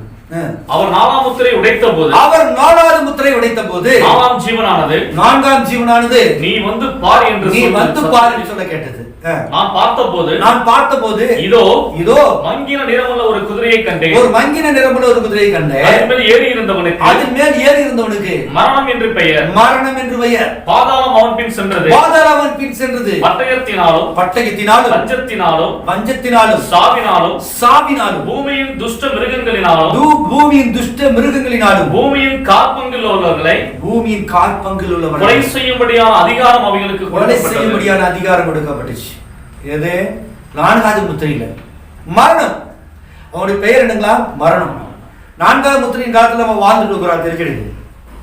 தெற்கதரிசியினுடைய செய்தியானது ஆவிக்குரியவத்துல இன்டர்பிரட் பண்ணிச்சு. 4வது முத்திரையின் காலத்துல வாழ்றோம். 7வது முத்திரை உடைக்கப்பட்ட காலம் இது. 4வது முத்திரையின் கீழ் ஆவிக்குரிய மரணம், திருத்துவம் என்கிறதான அந்த மரணம் என்கிற உபதேசமானது இன்னைக்கு அநேக ஆத்துமாக்களை கொன்று போட்டது. இக்காலத்துக்குரிய செய்தி ஜீவனை கொண்டு வருது அப்படின்னு சொல்றது. அது லிட்டரலா ஆவிக்குரிய விஷயத்துல கொண்டு போகும்போது அது லிட்டரலா உலக பிரகாரம் அந்த எழுத்துக்களால நீங்க பாருங்க. 1ஆம் முத்திரை உடைக்கப்படும் போது முதலாம் சபை அந்த குதிரையில ஏறி இருந்தவன் பேர் கிடையாது. 2ஆம் முத்திரை உடைக்கப்படும் போது அடுத்து மூன்று சபைகள், 2ஆம் சபை, 3ஆம் சபை, 4ஆம் சபை. அப்பா அவனுக்கு பேர் வரல. அடுத்ததாக 3வது முத்திரை உடைக்கப்படும் போது 5வது சபை, 6ஆம் சபையின் காலம். அப்பா அவன் பேர் வரல. ஆனால் 4வது முத்திரை உடைக்கப்படும் போது இது 7வது சபையின் காலத்துல, நம்முடைய காலத்துல உடைக்காது. இந்த 7வது முத்திரை உடைச்ச வெளிப்பாடு spiritual and physical, spiritual and literal. லிட்டரலா எழுத்தின் பிரகாரம் நீங்க பாத்தீங்கன்னா இன்னைக்கு அவனுடைய பேர் அந்த குதிரையில ஏறி இருந்தவங்க பிசாஸ். அவனுடைய பேர் இன்னைக்கு தான் தெரிஞ்சிருக்குது. அவன் பேர் என்னதான்? மரணம். டெல்லியில, இந்தியாவில், உலகத்தில் பல பாகங்கள்ல இந்த கொரோனா வந்ததுக்கு பிறகு விதைக்கிறதுக்கு இடமில்லாதபடி சுடுகாடு எரிக்கிறான். செத்து போனது பிறகு இந்த கலரை கட்டி இப்படி பளிங்கு கல்லினாலே பெய்யனை எழுதி செத்தவன் எல்லாம் உண்டு ஒரு காலத்துல. நான் இன்னும் 1000 வருஷத்துக்கு உயிரோடு இருப்பேன் நம்பிக்கையோடு பெரிய பெரிய கோட்டைகளை கட்டினவன், பெரிய பதவிகளுக்காக ஆசைப்பட்ட வாழ்க்கையெல்லாம் ஒரு பதவி கிடைக்க வேண்டும் என்பதற்காக நாயா கத்தி ஓஞ்சவனெல்லாம் உண்டு. செத்து போனா ஒரு கைப்பிடி சாம்பல், வீட்டுல கூட பாடியை கொடுக்க முடியாது, பேக்கப் பண்ணி சுடுகாட்டுக்கு வந்துடுடா, 20 பேருக்கு மேல அங்க வரக்கூடாது அப்படின்னு அங்கேயே எரிச்சு பக்கத்துல வந்துடாது. எவ்வளவு பெரிய மந்திரியா இருந்தாலும் சரி, எவ்வளவு பெரிய தேசத்துடைய தேசாதிபதியா இருந்தாலும் சரி, வீட்டை விட்டு நீ வெளியே வர முடியாது. ஒருத்தர் பெரிய ஆலயம் கட்ட, கோயில் கட்ட விரும்பினா, ஒரு கோயிலும் என்ன நடக்கக்கூடாதுங்கிற பூட்டியாச்சு. அவன் நினைச்சா அவன் பெரிய கோயிலை கட்டுவோன்னு நினைச்சான். இன்னொருத்தர் இருந்து இடத்த கொடுக்கணும், அவனால கட்ட முடியல. அவனோட இருக்கிற சின்ன குட்டி கோயிலோட நடத்த முடியாத அப்படிங்கிற லாக்டவுன் ஆயிடுச்சு. அவன் ஆளுகளை தவிர வேற யாரும் இந்த தேசத்தில் இருக்கக்கூடாது என்பதற்காக இந்த நாட்டில் மற்றவனை எல்லாம் வெளியே அனுப்பிச்சிடணும்னு அவன் நினைச்சான். இன்னைக்கு அவன் வீட்டை விட்டு வெளியே வர முடியல. அவன் வீட்டை விட்டு வெளியே வர முடியல. அவன் வீட்டுக்கே லாக்டவுன். இந்த கொரோனாவுக்கு தெரியுமா? இந்த கண்ணுக்கு தெரியாத கிருமிக்கு தெரியுமா? ஐயோ, இவர் மினிஸ்டர் வராது, இவர் மந்திரி வராரு, இவர் தாசில்தார் வராரு, கலெக்டர் வராரு, கொரோனாவுக்கு தெரியாது. இங்க இருக்கிறவன் ஏழை பாலை எளிமையானவன், படிக்காதவன், பாம்பரத்தான் வந்து சல்யூட் அடிப்பான். அவன் முன்னாடி நீ கெத்தா போவ, சூக்காலோட சாக்கு புரட்டு. கொரோனாவுக்கு முன்னாடி நீ போக முடியாது. கொரோனா எனக்கு சாப்பிடுச்சு, உனக்கு போச்சு அப்படின்னா உன் மனைவி பிள்ளைக்கு எல்லாம் நாசம். தேவன் அனுப்பின நியாய தீர்ப்பு. எத்தனை பேர்த்து கையில நீ லஞ்சம் வாங்கியிருப்ப? இந்த தேசமானது எத்தனை அதிகார வர்க்கங்களால் சூறையாடப்பட்டது. தேவனுடைய பிள்ளைகளை கொன்று குவித்த தேசம் இது. ஆலயங்களை ஒடுக்கி பார்த்த தேசம் இது. கம்யூனிஸ்ட் நாடுகளிலே, தேவன் இல்லை என்று சொல்லுகிற நாடுகளிலே, பகுத்தறிவு என்று சொல்லப்படுகிற நாடுகளிலே வரலாறு சொல்லுகிறார். ஒரு கிறிஸ்தவன் அந்த இடத்துல கிறிஸ்தவர்கள் இருந்தால் துப்பாக்கியோடு போவாங்க. இந்த துப்பாக்கி மனையில திடீர்னு மிலிட்டரியோ போலீஸோ போகும். நீங்க கிறிஸ்டினா, எஸ், டுமில் டுமில் டுமில் சுட்டுட்டு போயிடுவோம்.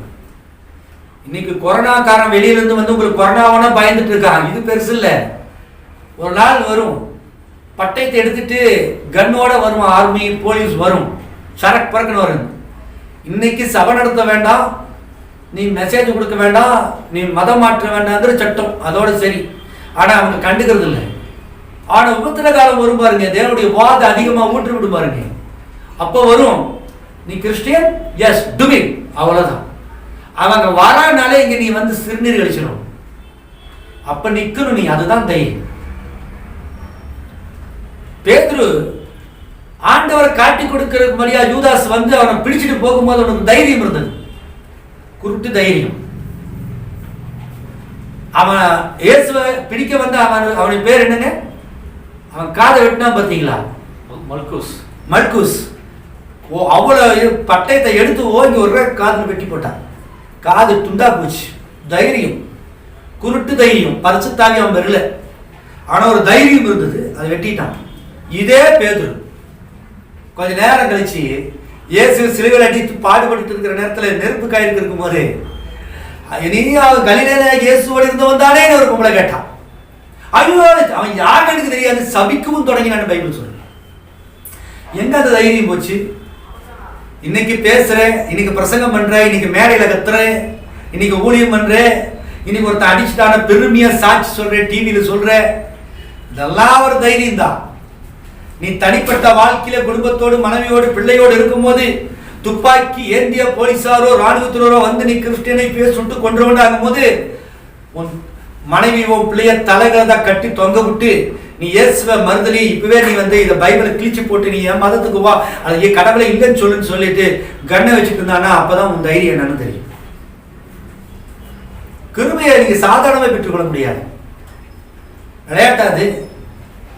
சிலுவையை ஒரு நிமிஷம் இயேசு நினைச்சு பார்க்கும்போது எப்படி இருந்தது? ஆண்டவரே, இந்த பாத்திரம் என்னை விட்டு நீங்க கூடுமானால் கதறினார். ஆனாலும் ஏன் சித்தத்தின்படியெல்லாம் உம்முடைய சித்தம். சிலுவை மரணம் சாதாரணமானதா? ஒரு பயங்கரமான மரணம். ஏன் தெரியுமா? நீங்களும் நானும் ரட்சிக்கப்படணும் இருக்காங்க. வரலாற்றிலே ஊழியங்கள் எல்லாம் அப்படிதான் நடந்திருக்குது. கம்யூனிஸ்ட் நாடுகள், இரும்புத்துறை நாடுகள், கம்யூனிஸ்ட் நாடுகள் எல்லாம் பைபிளை வச்சுருந்தா கொண்டு போடுவோம். பைபிளை வச்சுருந்தா ஏதோ கஞ்சாவை வச்சிருந்த மாதிரி, ஏதோ கள்ளக்கடத்தல் பண்ற மாதிரி அதை காட்டிலும் கடுமையான தண்டனை கொடுக்கப்பட்டது. அதற்கென்று தனி எந்திரங்கள் தயாரிக்கப்பட்டது. அந்த காலத்துல நீங்களோ நானும் இருந்திருந்தாக்க நம்ம நின்றுப்போமா இல்லையா நமக்கு தெரியாது. அதனால வசனம் சொல்லுகிறது, விசுவாசத்தை கொண்டு கிருபையினால ரட்சிக்கப்பட்டீங்க. விளையாட்டான ஒரு காரியம் இல்லை. இன்னைக்கு கொரோனா உங்களுக்கு வந்துச்சோ ஒன்று அலற வேண்டிய அவசியம் இல்லை. 10 மாஸ்க் போட்டாலும் சரி, அரசாங்கம் சொல்றதுக்காக நம்ம போடுறோம். சட்டத்தை மதிக்கணும். சட்டம் மாஸ்க் போட்டு போடா, வெளியே வராத, நாங்க இந்த கொரோனா தடுப்பு நடவடிக்கை எடுத்துட்டு இருக்கிறோம், நீ வெளியே வந்தா உனக்கும் வரும், உன்னால எல்லாத்துக்கும் அது வரும், அதனால வீட்டு விட்டு வெளியே வராதுன்னு அரசாங்கம் சொல்லுது. கீழ்படிக்கணும். மாஸ்க் போடாது, போட்டுக்கோ. மாஸ்க் போடுறதுனால உங்ககிட்ட இருந்து வெளியே அடுத்தவனுக்கு போகாது, அடுத்தவங்கிட்ட இருந்து உனக்கு வராது. ஆனால் நீ எப்பவுமே வெளியே வந்தாலும் உள்ள இருந்தாலும் மாஸ்க் போட்டுக்கான்னு. இது அரசாங்கத்துடைய கட்டளை, கீழ்படுகிறோம். அதுக்கு தான் கீழ்படுகிறோம். மாஸ்க் போடுறதுனாலயோ தனிமைப்படுத்திக் கொள்றதுனாலயோ வியாதி போகுதுனாக்கா அது நம்ம நம்புறது இல்லை. உனக்கு கர்த்தர் வியாதியை கொடுக்கணும்னு நினைச்சா எப்படி வேணாலும் கொடுப்பார். இந்த வியாதி போருக்கு ஒரே ஒரு வழி உண்டு, இயேசு கிறிஸ்துவின் ரத்தம். என் அருமை சகோதரனே சகோதரியே, ஒருவேளை இந்த கொரோனா வியாதியில நீ இப்ப படுக்கையில் நீ இருக்கலாம். இந்த காலத்தின் செய்தி ஏற்றுக்கொண்ட நீ, இயேசு கிறிஸ்து நாமத்தில் ஞானஸ்தானம் பெற்றுக்கொண்ட நீ இந்த செய்தியில இருக்கலாம். டாக்டர் சொல்லியாச்சு, இன்னும் 1 வாரம் தான், இன்னும் 50 மணி நேரம் தான், இன்னும் 72 மணி நேரம் உனக்கு டைம் கொடுத்துட்டாருன்னு நீ கதறி துடிக்க வேண்டிய அவசியம் இல்லை. கர்த்தர் சித்தம் இல்லாத வரைக்கும் தலையில் இருக்கிற மயிறு கூட கீழே விழுகாதுன்னு பைபிள் சொல்லு. உங்கள் தலையில் இருக்கிற மயிர்கள் எல்லாம் என்ன செய்யப்பட்டிருக்குது? எண்ணப்பட்டிருக்கிறது. அவருடைய சித்தம் இல்லாதபடிக்கு ஒரு மயிர் கூட கீழே விழாதுன்னு ஆண்டவர் சொல்றார். அப்படின்னா கொரோனா நமக்கு வருவது கூட தேவனுடைய சித்தம் இல்லாம வராது. அலறி துடிக்க வேண்டிய அவசியம் இல்லை. இந்த காலத்துல இந்த குதிரை, அந்த வெள்ளை குதிரையில போனவன் அவனுக்கு மரணம் என்று பெயர். அதே போல கண்ணுக்கு தெரியாத இந்த மரணமானது எப்படி இன்னைக்கு கொரோனாங்கிற ஒரு கிருமியாக அது சுற்றி கொண்டிருக்கிறதோ, கண்ணுக்கு தெரியாத ஆவியானவர் தாமே பெருமூச்சுள்ள ஜெபங்களோடு கூட இன்றைக்கு மனவாட்டிக்குள்ளாக இருக்கிறார். அதை மறந்துடக்கூடாது. அது ஒரு பக்கம் மரணத்துக்கும் ஜீவனுக்குமான யுத்தம் நடந்துட்டு இருக்குது. கண்ணுக்கு தெரியாத ஒரு வார். 3ஆவது உலக போர்லாம் கிடையாது. சாத்தானுக்கும் தேவனும், சாத்தானுக்கும் பரிசுத்தாவிக்குமான கண்ணுக்கு தெரியாத ஒரு யுத்தம் இந்த உலகத்தில் நடந்துட்டு இருக்குது. கர்த்தருடைய பிள்ளைகளுக்குள்ளாக பரிசுத்தாவியானவரும், கர்த்தரை அறியாத பிள்ளைகளுக்குள்ளாக சாத்தானுடைய ஆவியும் புகுந்துட்டு கிரியை செய்யும். அவர் ஞானிகளை வெட்கப்படுத்தும்படியாக, பலவான்களை வீழ்த்தும்படியாக இந்த காரியங்களை அனுமதித்திருக்கிறார். மேடையில கத்திரவன் பகுத்தறிவு பேசுறவங்க எல்லாம் நீங்க முட்டாளா இருக்கிறான். உலகை படுத்தது கடவுள்னா கடவுளை படிச்சது எவன்டான்னு கேட்டோம். கடவுள் இருந்தாக்க இந்த வியாதி எல்லாம் எதுக்கு வருது? கடவுளை கும்பிடுறோம், எதுக்குடா ஆஸ்பத்திரி போற? கடவுளை கும்பிடுறவன் ஜெபம் பண்ணிட்டே உட்கார்ந்து சாவு, ஏன் இந்த ஆஸ்பத்திரிக்கு வர்றான்? அவனுடைய பியூம்புகள், வாயில பேசுகிற பகுத்தறிவு என்கிறதான முடவாதங்கள் எல்லாம் இன்னைக்கு வெக்கப்பட்டு போயிடுச்சு. மருந்துகள் கண்டுபிடிக்கப்பட முடியாத ஒரு சூழ்நிலையில நம்ம காணப்பட்டுக் கொண்டிருக்கோம். மனித அறிவு மங்கி விட்டது. வாசிங்க ஆமோஸ் 8ஆம் அதிகாரம் 3வது வசனத்தை எடுத்து வாசிங்க. ஆமோஸ் 8ஆம் அதிகாரம் 3வது வசனம்.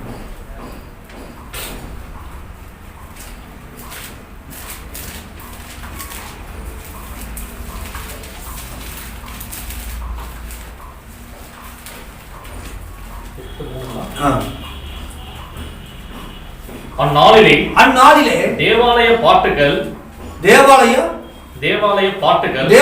பாட்டுகள் அலறுதலாக மாறும். எல்லா இடத்திலும் திரளான பிரேதங்கள் புலப்பல் இல்லாமல் எரிந்து விடப்படும்.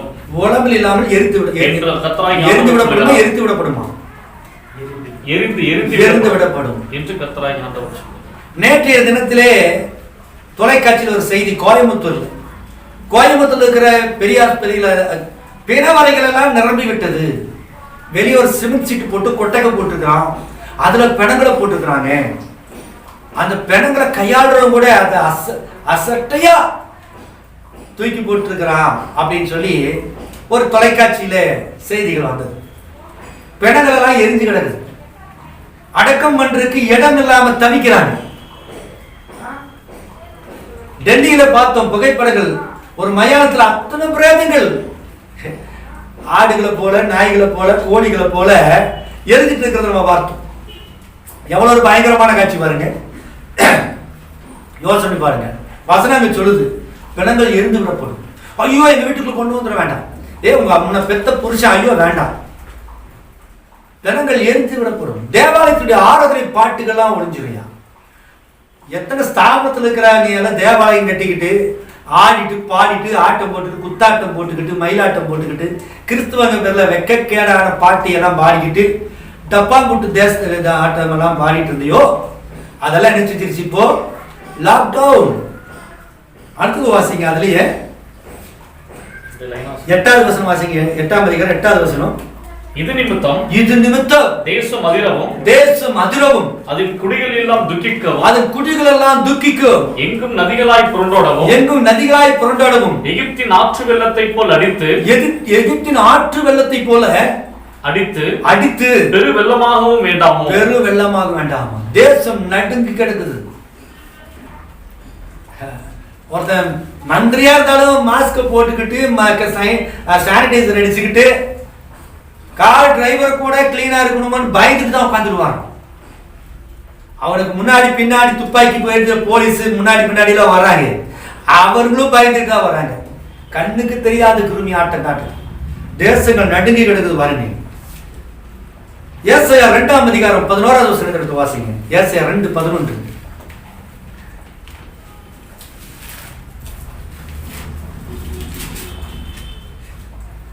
நகரின் மேட்டுமையான கண்கள் தாழ்த்தப்படும். மனுஷரின் வீராப்பும் தனியும். கர்த்தர் ஒருவரே அந்நாளில் உயர்ந்திருப்பார். மனுஷனுக்கு வீராப்பு, இருமாப்பு, பணக்காரங்கிற திமிரு, வசதி படைத்தவன்கிற திமிரு, படித்தவன் என்கிற திமிரு இல்லையா? இவனுடைய இருமாப்பெல்லாம் என்ன ஆயிடுச்சா? அன்னைக்கு ஒண்ணும் இல்லை, காலி பெருங்காயம் டப்பா. அந்த டப்பால வாசனை இருக்கும், ஆனா பெருங்காய டப்பா. ஆனா அது எப்படி இருக்குது? காலி பெருங்காய டப்பா. நீ படிச்சிருந்தாலும், நீ பதவியில் இருந்தாலும், நீ அறிவாளியா இருந்தாலும், நீ செல்வந்தனா இருந்தாலும், நீ கோடீஸ்வரனா இருந்தாலும், உனக்கு முன்பதாக மரணம் என்கிற கத்தி தொங்கிக் கொண்டிருக்கிறது. எந்த நேரத்திலும் வீட்டு கதவை வந்து என்ன செய்யலாம்? கொரோனா கதவு தட்டலாம். நான் தான் வந்திருக்கிறேன் கொரோனா, நீ வெல்கம் பண்ண போறியா அது உன்னை கெடுத்து பயப்பட போறதா? கொரோனா வீட்டு வாசல்ல போச்சு அப்படின்னா இவன் வீட்டுக்குள்ள போயிட்டு வரலாம் அப்படின்னு நினைக்க கூடாது. இவன் ஒரு கிறிஸ்டியன், இவன் பரிசுத்தாய் விட்டுருக்கிறான், ஐயோ இந்த வீட்டு தெரியாம வந்துட்டேன் அப்படின்னு அது ஒரு ரிவர்ஸ் அடிக்கணும். அந்த அக்னிஸ்தவம் வீட்டுக்குள்ள இருக்கணும். தெரியாம வந்துடும். சில நேரங்கள்ல பாதிக்கப்பட்டு நெரிச்சிடணும், அவ்வளவுதான். நீ பழச்சிடணும். அதுதான் செய்தியில நீ பலமா இருக்கிறங்கிறதுக்கு ஒரு ஆதாரம். இப்படி எல்லாம் பேசுறீங்களே, நாளைக்கு கொரோனா வந்து நீங்க செத்து போயிட்டா, அதுதான் என்னுடைய கடைசி பிரசங்கம். இதுதான் ஆண்டவர் வச்சிருந்தாருன்னா, கொரோனா வந்து ஒரு 2வது எப்படி வேணாலும் சாவன, வீட்டுக்குள்ள கூட நான் தும்மிட்டு இருந்து செத்து போயிடுவேன், வலைக்குழுந்து செத்து போயிடுவேன், பாத்ரூம்ல வலைக்குழுந்து செத்து போயிடுவேன், ஃபேன் கழுவுந்து செத்து போயிடுவேன். கர்த்தர் எனக்கு இதுதான் கடைசி டைம்னாக்க மரணம் ஒரு, அதை பற்றி பயம் இல்லை. ஆனா எனக்கு ஒரு சந்தோஷம் உண்டு. என்ன தெரியுமா? ஆண்டவர் கேட்டால், இன்று நீ மரித்தால் நித்தியத்தை எங்கே அளிப்பார்? அந்த பணக்காரனுக்கு, பதவியில் இருந்தவனுக்கு, அந்த ஆட்சி படத்தில் இருந்தவனுக்கு பதில் சொல்ல முடியல. ஆனா எனக்கு சொல்ல முடியும். இன்றைக்கு நான் மரித்தால் நித்தியத்தை தேவனோடு கழிப்பேன். நான் செத்து போறதுங்கிறது என்ன பயப்பட வேண்டிய விஷயம் இல்லை. ஒரு வீட்டிலிருந்து இன்னொரு வீட்டுக்கு குடிப்பார். இந்த சரீரமாகிய வீட்டிலிருந்து இன்னொரு இடத்துக்கு நான் குடிப்பார். இதுதானே தவிர நான் செத்து போன சந்தோஷம். இந்த பூமியில இருந்து பாவத்தை பார்த்து சகிக்கிறத விட மரித்து போவேன். ஆனால் நான் 6வது படிமான்புக்கிலே பறந்துள்ள போவேன். இந்த மணி நேரத்துக்குரிய செய்தி, இயேசு கிறிஸ்துவை ஏற்றுக்கொண்டு அவர் ரத்தத்தினால் கழுவப்பட்டிருக்கிறேன். ஒருவேளை நான் அதை செய்யலினா நான் செத்து போனா பயப்படுவேன். ஆண்டவர் நான் ரட்சிக்கப்படலையப்பா, நான் இயேசு கிறிஸ்து நாமத்தில் ஞானஸ்நானம் எடுக்கலாம் ஆண்டவரே, ஐயோ இந்த செய்தியின்படி நான் ஜீவிக்கலாம் ஆண்டவரே, நான் இத்தனை பாவமெல்லாம் செஞ்சிருக்கிறேன், செத்து போனா எனக்கு அடுத்தது என் நிலைமை என்ன? பயப்பட வேண்டிய அவசியம் இல்லை. முடிந்த அளவு இந்த செய்தியில எவ்வளவு உண்மையா இருக்கணுமோ இருக்கிறேன். நாளை மரித்தாலும் சந்தோஷமாக என் பரலோக தேசத்துக்கு நான் போகும்போது தேவதூதர்கள் பாடி, ராஜாவே இந்த ஊழியத்தில் நீ எனக்காக எவ்வளவாய் பாடுபட்டாய், எவ்வளவாய் கஷ்டப்பட்டாய், எவ்வளவாய் செய்தியை சுமந்தாய், வாலிப நாட்களிலிருந்து எவ்வளவாய் குடும்பத்தை நடத்தினாய், சபையை நடத்தின, உனக்காக ஒரு ஜீவ கிரீடம் என்ன செஞ்சிருக்கு, காத்திருக்குன்னு சொல்லி என்ன கூட்டிட்டு போவாங்களே தவிர ஓலமும் இருளும் பிசாசுகளும் சத்தங்களும் இருந்த அந்த பயங்கரமான நரகத்துக்கு போக மாட்டேன். இன்னைக்கு இயேசு நாமத்துல ஞானஸ்தானம் எடுக்காதவனுடைய நிலைமை அதை நினைச்சுக்கீங்க. நீ மரணம் வந்துச்சு, நீ பயந்து அலறனாக்க உனக்கு பயம் வந்துருச்சுனாலே நீ ரட்சிக்கப்படுதுன்னு அர்த்தம். நான் இன்னும் உலகத்தை பார்க்க மாட்டேனோ, என் பிள்ளைக்கு கல்யாணம் ஆகலையே, என் பையனுக்கு வேலை கிடைக்கலையே, இந்த குடும்பத்தை யாரு பாப்பா, எனக்கு பிறகு எனக்கு மனைவி யாரு பாப்பா, எனக்கு பிறகு என் புருஷனை யாரு பாப்பா, என் பெற்றோரை விட்டுட்டு போறனே, இந்த வீட்டை விட்டுட்டு போறனே, என் காரை விட்டுட்டு போறனே, இடத்தை விட்டுட்டு போறனே, இந்த பயம் உனக்கு இருக்குமானே, நீ ரட்சிக்கப்படுலன்னு அர்த்தம். அதுதான் சொல்றேன். கொரோனால பாதிக்கப்பட்டீங்கன்னா ஒரே ஒரு காரியத்தை கிறிஸ்தவர்கள் செய்யணும். கிறிஸ்தவன் பாதிக்கப்பட்டாயா ஒரே ஒரு காரியம் செய்யணும். தன் பாவங்களை மறைக்கிறவன் வாழ்வடைய மாட்டான். அறிக்கை செய்து விட்டு விடுகிறவனோ நீடிய இரக்கம், அதை கிருபை பெறுவோம். கொரோனாவுக்கு வந்தாச்சுன்னு தெரிஞ்சிருச்சுனாலே நீ முழங்கால் போட்டு, ஆண்டவரே இதுவரைக்கும் நான் செஞ்ச பாவங்களை எல்லாம் மன்னிங்க ஆண்டவரே, இயேசு கிறிஸ்துவுக்கு நீ ஞானஸ்தானம் எடுக்கலைன்னா எடுத்துக்கோ. அதுதான் உன்னை வேற ஒரு தேசத்துக்கு கொண்டு போகுது. இந்த உலகம் என்கிற எகிப்து விட்டு நீ எங்க போற, வாக்குத்தத்தம் பண்ணப்பட்ட ஒரு இடத்துக்கு போக போறேன், நித்திய ஜீவனுக்குள்ள பிரவேசிக்க போறேன். பாவரிக்க வேண்டியது திருக்கதி சொல்றாரு இல்லையா, வாதம் உங்க மேல வந்தா நான் டாக்டர் ஜோன்ஸ் கிட்ட போவேன், இந்த டாக்டர் போவேன், அந்த ஆஸ்பத்திரிக்கு போவேன்னு ஒண்ணு வேலை நடக்காதுப்பா. டாக்டருக்கே மருந்து தெரியாம அவனே பயந்துட்டு கிடக்கான். டாக்டர் டியூட்டி வாட்டிட்டு போனாக்க டாக்டர் மனைவி பிள்ளைங்க அவர் சேர்த்த மாட்டேன்றாங்க. ஐயோ நீ வந்துடாதீங்க, ஆஸ்பத்திரியே அடங்க, கொரோனா முடிகிற வரைக்கும் நீங்க ஆஸ்பத்திரி இருக்க சம்பளத்தை மட்டும் அனுப்புங்கன்றான், அக்கௌண்ட்ல போட்டுருங்க அப்படின்னு. டாக்டருக்கு வழி தெரியல. நீ எந்த டாக்டர் போய் பார்த்து யார் உன்னை காப்பாற்ற போறா? ஒண்ணுமே இல்லை. ஒரு ஆறுதலுக்காக நம்ம ஆஸ்பத்திரி போறோம். ஏதோ கொஞ்சம் துடிச்சிட்டு இருக்கிற உயிர் கொஞ்சம் பிழைச்சிக்கிட்டுமே அப்படின்ட்டு தான் போறோமே தவிர டாக்டர் காப்பாற்றுவான்னு இந்த விஷயத்துல சொல்ல முடியாது.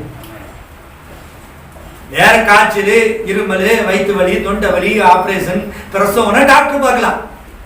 இது தேவன் அனுப்பின ஞானத்திற்குடா வாத உலகத்துக்கு பெருமையானவர்களுக்கு இருமாப்பு பேசுறதுக்கு தேவன் அனுப்பின மிகப்பெரிய வாதை. இதுக்கு பிறகு புத்திர காலம்லாம் இருக்குது. இது இப்ப வேதலுக்கு ஆரம்பம் தான். மனவாட்டி எடுத்துக்கொள்ளப்பட்டதுக்கு பிறகு இந்த உலகம் போகும் பாருங்க, அது கடுமையான வேதனை. அதனால இன்னைக்கு உங்களுக்கு கிருபை வேணும்னா முழங்கால் படிக்கிட்டு ஜெபம் பண்ணி, ஆண்டவரே ஒருவேளை நான் நாளைக்கு மரிப்பேன், ஆனா இந்த கொரோனா என் சரீரத்துல வந்துருச்சு ஆண்டவரே, அல்லது வந்துடும் ஆண்டவரே, அல்லது வராமல் கூட இருக்கலாம், ஆனால் இந்த நிமிஷத்துல மரணம் எப்பொழுது என்னை சிந்தித்தாலும் அந்த மரணத்துடைய வாசல போய் மரணமே வா அப்படின்ட்டு நான் தைரியமா போகும்படியாக என் பாவங்களை எல்லாம் மன்னிங்க. நான் எதிர் வீட்டுக்காரனை திட்டி இருக்கிறேன், பக்கத்து வீட்டுக்காரனை சண்டை போட்டிருக்கிறேன், அயோக்கியமான காரியங்களை செஞ்சிருக்கிறேன், நான் வட்டி வசூல் பண்ணியிருக்கிறேன், லட்சப்பணம் வாங்கியிருக்கிறேன், வாங்கின கடனை திருப்பி கொண்டிருக்கிறேன், கெட்ட வார்த்தை பேசியிருக்கிறேன், கோபப்பட்டிருக்கிறேன், இன்னொருத்தர் சொத்து அபகரிச்சிருக்கிறேன், என் உடற்பிறந்தோடைய சொத்தாக அபகரிச்சிருக்கிறேன், என்னுடைய சகோதரி நான் வஞ்சிச்சிருக்கிறேன், என் தாயை வஞ்சிச்சிருக்கிறேன், அவங்களுக்கு நான் கீழ்ப்படியில, என் பிள்ளைகளை வஞ்சித்திருக்கிறேன், மனைவிக்கு துரோகம் பண்ணியிருக்கிறேன், என் புருஷனுக்கு துரோகம் பண்ணியிருக்கிறேன். எத்தனை எத்தனை பாவம். நீங்க எதை செஞ்சிருந்தாலும் அதை அறிக்கை செஞ்சுட்டீங்கன்னா அவ்வளவுதான். நீங்க செத்து போனாலும் உங்களுக்கு ஜீவன் உண்டு. தண்ணீரை திராட்சரசமாக மாற்றின தேவன் உங்களை மரணமான வாழ்க்கை ஜீவனாக மாற்றுவார். அதுதான் நம்ம பார்க்கிறோம்.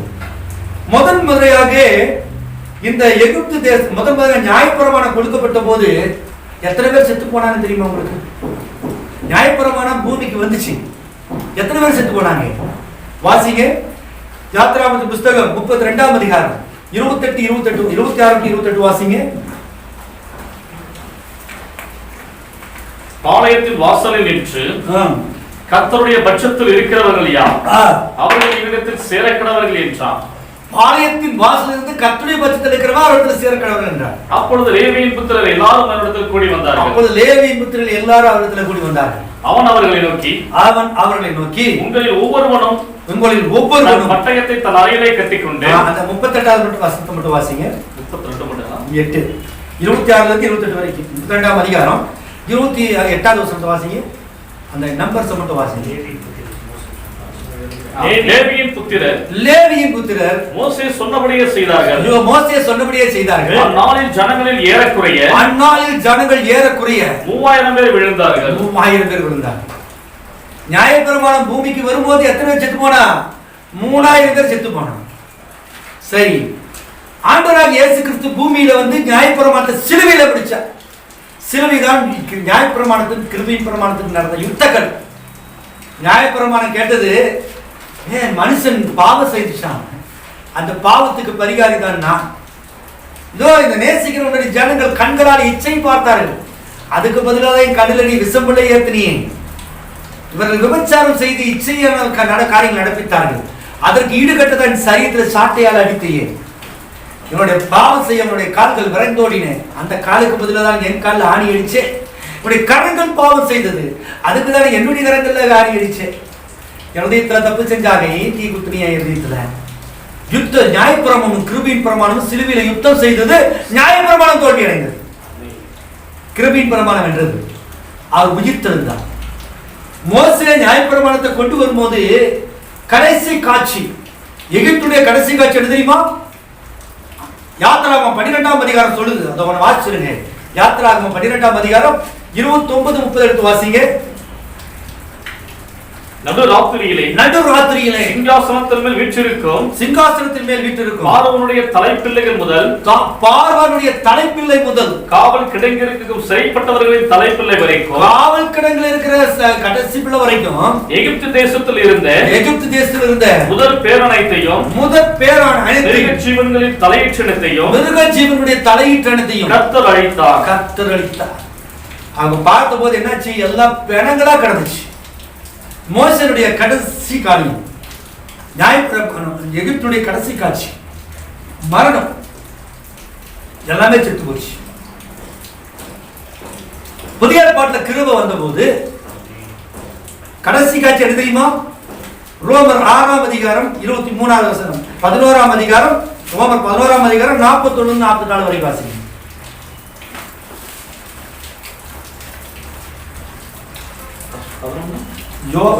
யோவான் 11:41-44. சரி, அது வாசிக்கிறாங்க, பெரிய வசனம், நானே சொல்லிடுறேன். புதிய ஏற்பாட்டுடைய கடைசி காட்சி என்ன தெரியுமா? இயேசு கிறிஸ்து சிலுவையில் அடிக்கப்பட்டு அடக்கம் பண்ணப்பட்டு 3ஆம் நாள் உயிரோடு இருந்தார். இவர் உயிரோடு இருந்ததுமல்ல, மரித்த பரிசுத்தவான்களின் காட்சியில் எழுப்பி என்ன செஞ்சாங்க? உயிர் தெழுந்து போனாங்க.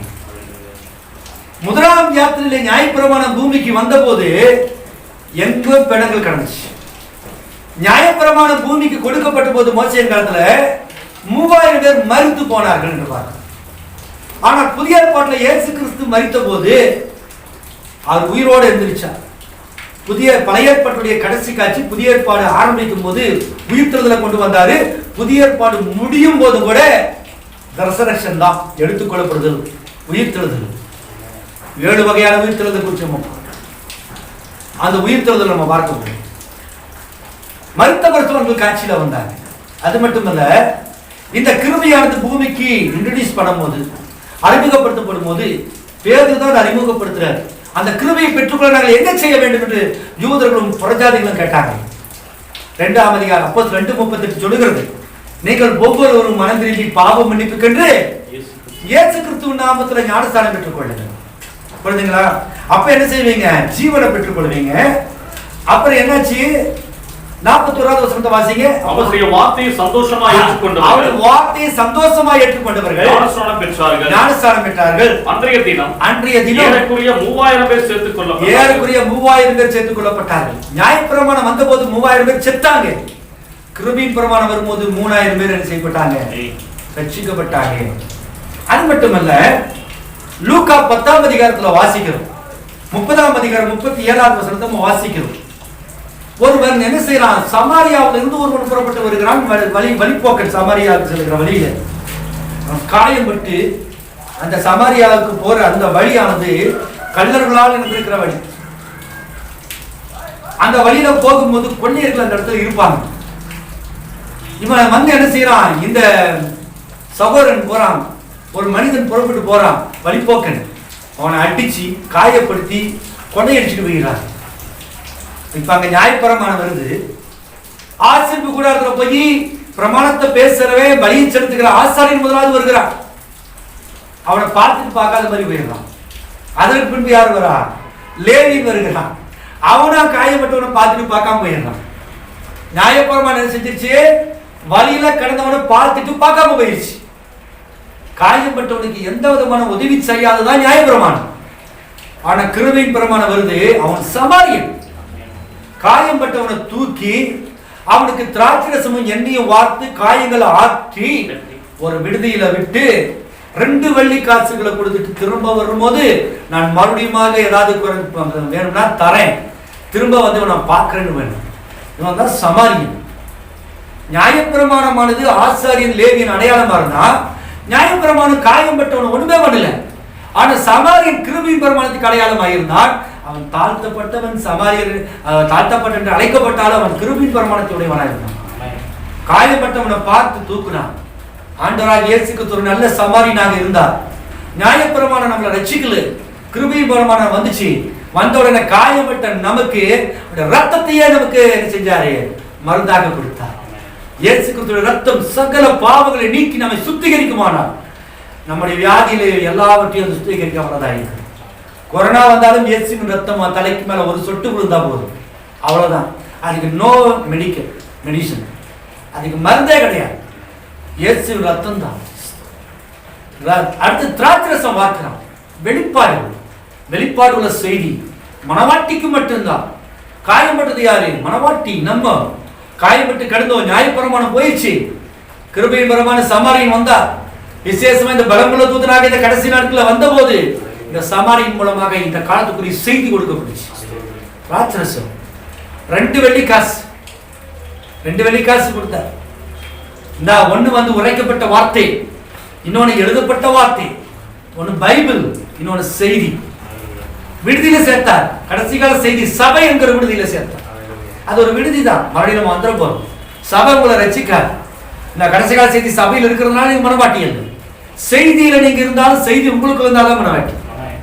ஆண்டவர் சபையில நீ ஸ்தாபனத்துக்கு போயிடாதே, நீ அங்க போயிடாதே, நான் சொல்லுகிற சபையில இரு. கடைசி கால செய்தி சபையில அவர் வச்சுட்டார். திரும்ப நான் வருவேன், எடுத்துக்கொள்ளப்படுதல் கூட கூட்டிட்டு போறதுக்கு நான் வருவேன்னு வாக்குத்தத்தம் இருந்திருக்கேன். அவதான் நல்ல சபாரி, அதுதான் கிருபை. நியாயப்பிரமாணம் காயம்பட்டவனை காண ஒன்றும் கண்டுக்கல.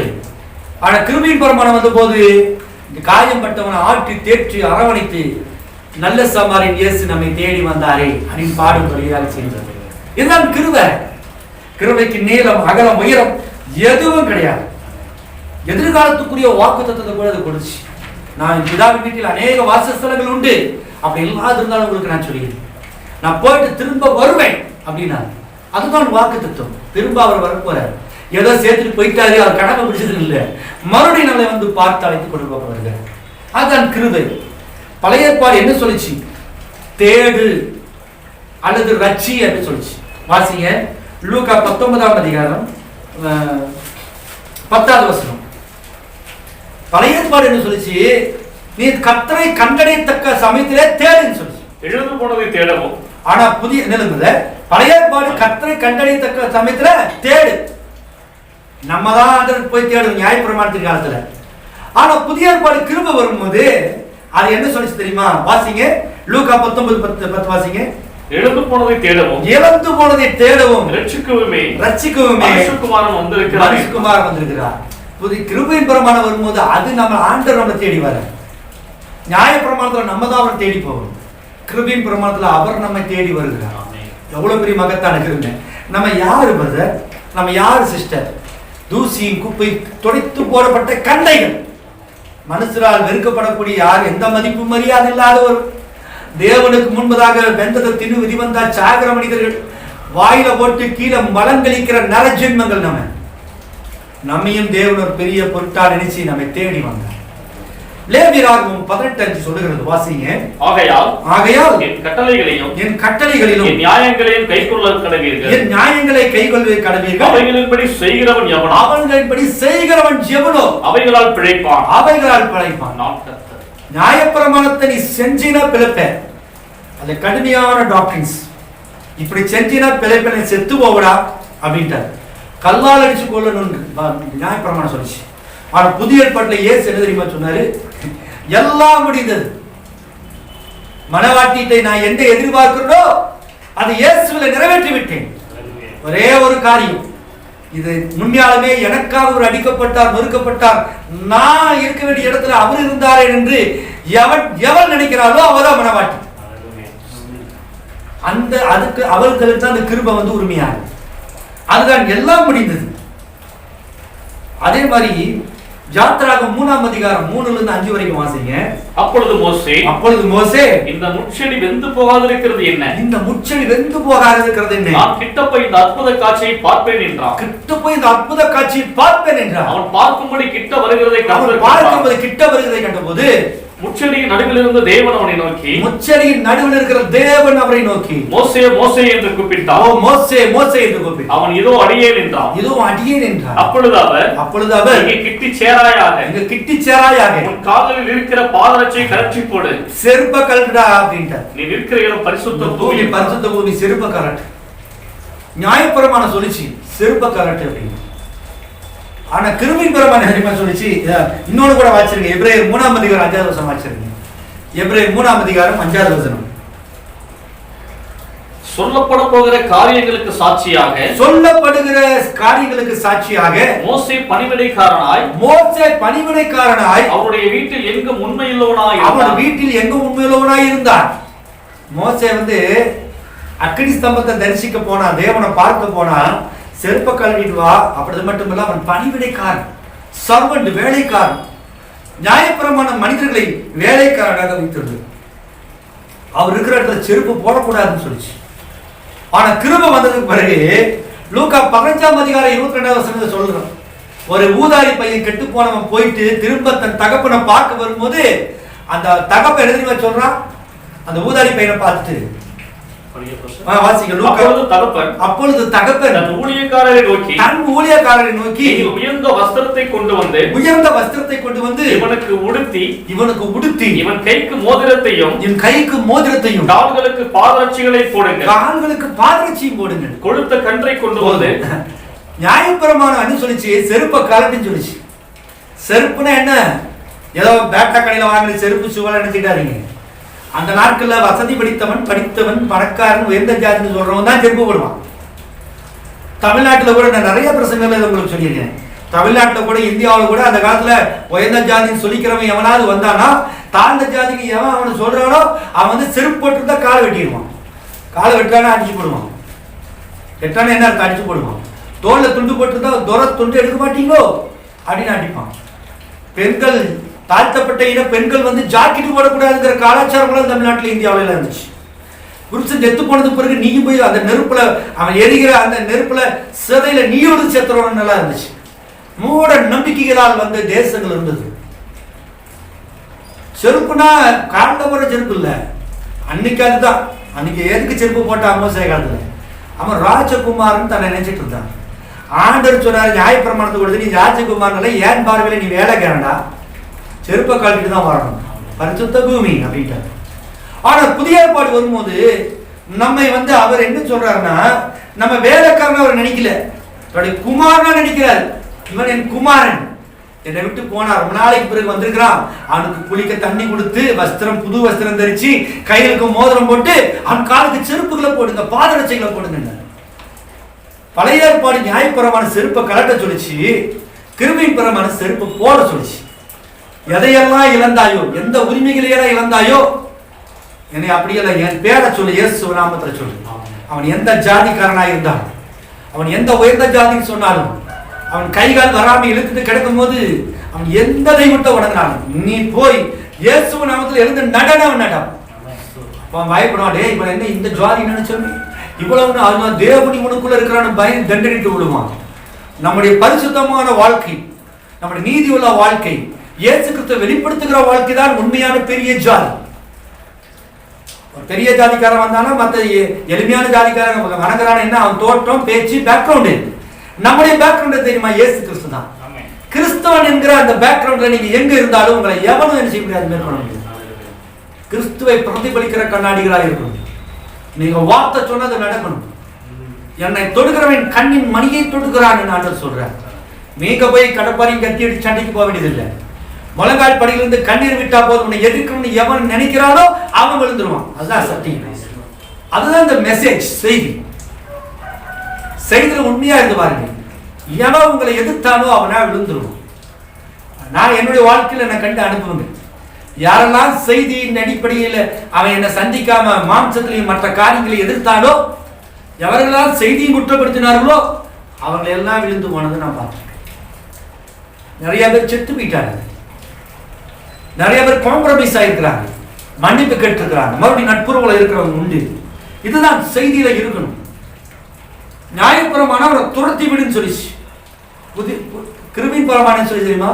இல்ல தகப்பனை அணைத்துக் கொண்டான், அவனை அணைத்துக் கொள்ளுன்னு சொல்லிச்சு. நியாயப்பிரமாணம் வந்து நம்மளை முழங்கால் படியிட வைத்தது. ஆனா கிருபையின் பிரமாணம் வந்து கெட்ட குமாரன் என்ன பண்ணிச்சுங்க, உதாரிய கட்டி முத்தம் செய்தது. முழங்கால் படியிட வேண்டாம், நீ குமாரன், நீ வேலைக்காரன் கிடையாதுடா, குமாரன் கட்டி முத்தம் செஞ்சது. நியாயப்பிரமாணம் தண்டனை கொடுச்சு, தப்பு செஞ்சா அவனை கல்லால் அடிச்சு கொண்டுடான்ச்சு. கிருபையின் பிரமாணம் அப்படி இல்லை, மன்னிப்பு கொடுக்குது. கெட்டு போய் அவன் மன்னிப்பு வந்தாலும், ஆண்டவரே பிதாவே அப்பா இத்தனை நாள் கெட்டு போயிட்டேன், பரவாயில்ல வாட, நான் அவன் டாடிடா. அவனை கெட்டு போன குமாரனை ஊதாரியை வந்து மன்னித்தது. நியாயப்பிரமாணோ தப்பு ஏதாவது செஞ்சா நிர்வாணப்படுத்திது, அவனை உறிஞ்சிரு, வஸ்திரம் இல்லாம அவனை தண்டிக்கணும், காலால் அடிச்சு போடணும். ஆனா புதிய ஏற்பாடு வந்து விலை உயர்ந்த வஸ்திரத்தை தெரித்தது, கிருபையின் பிரமாணம்.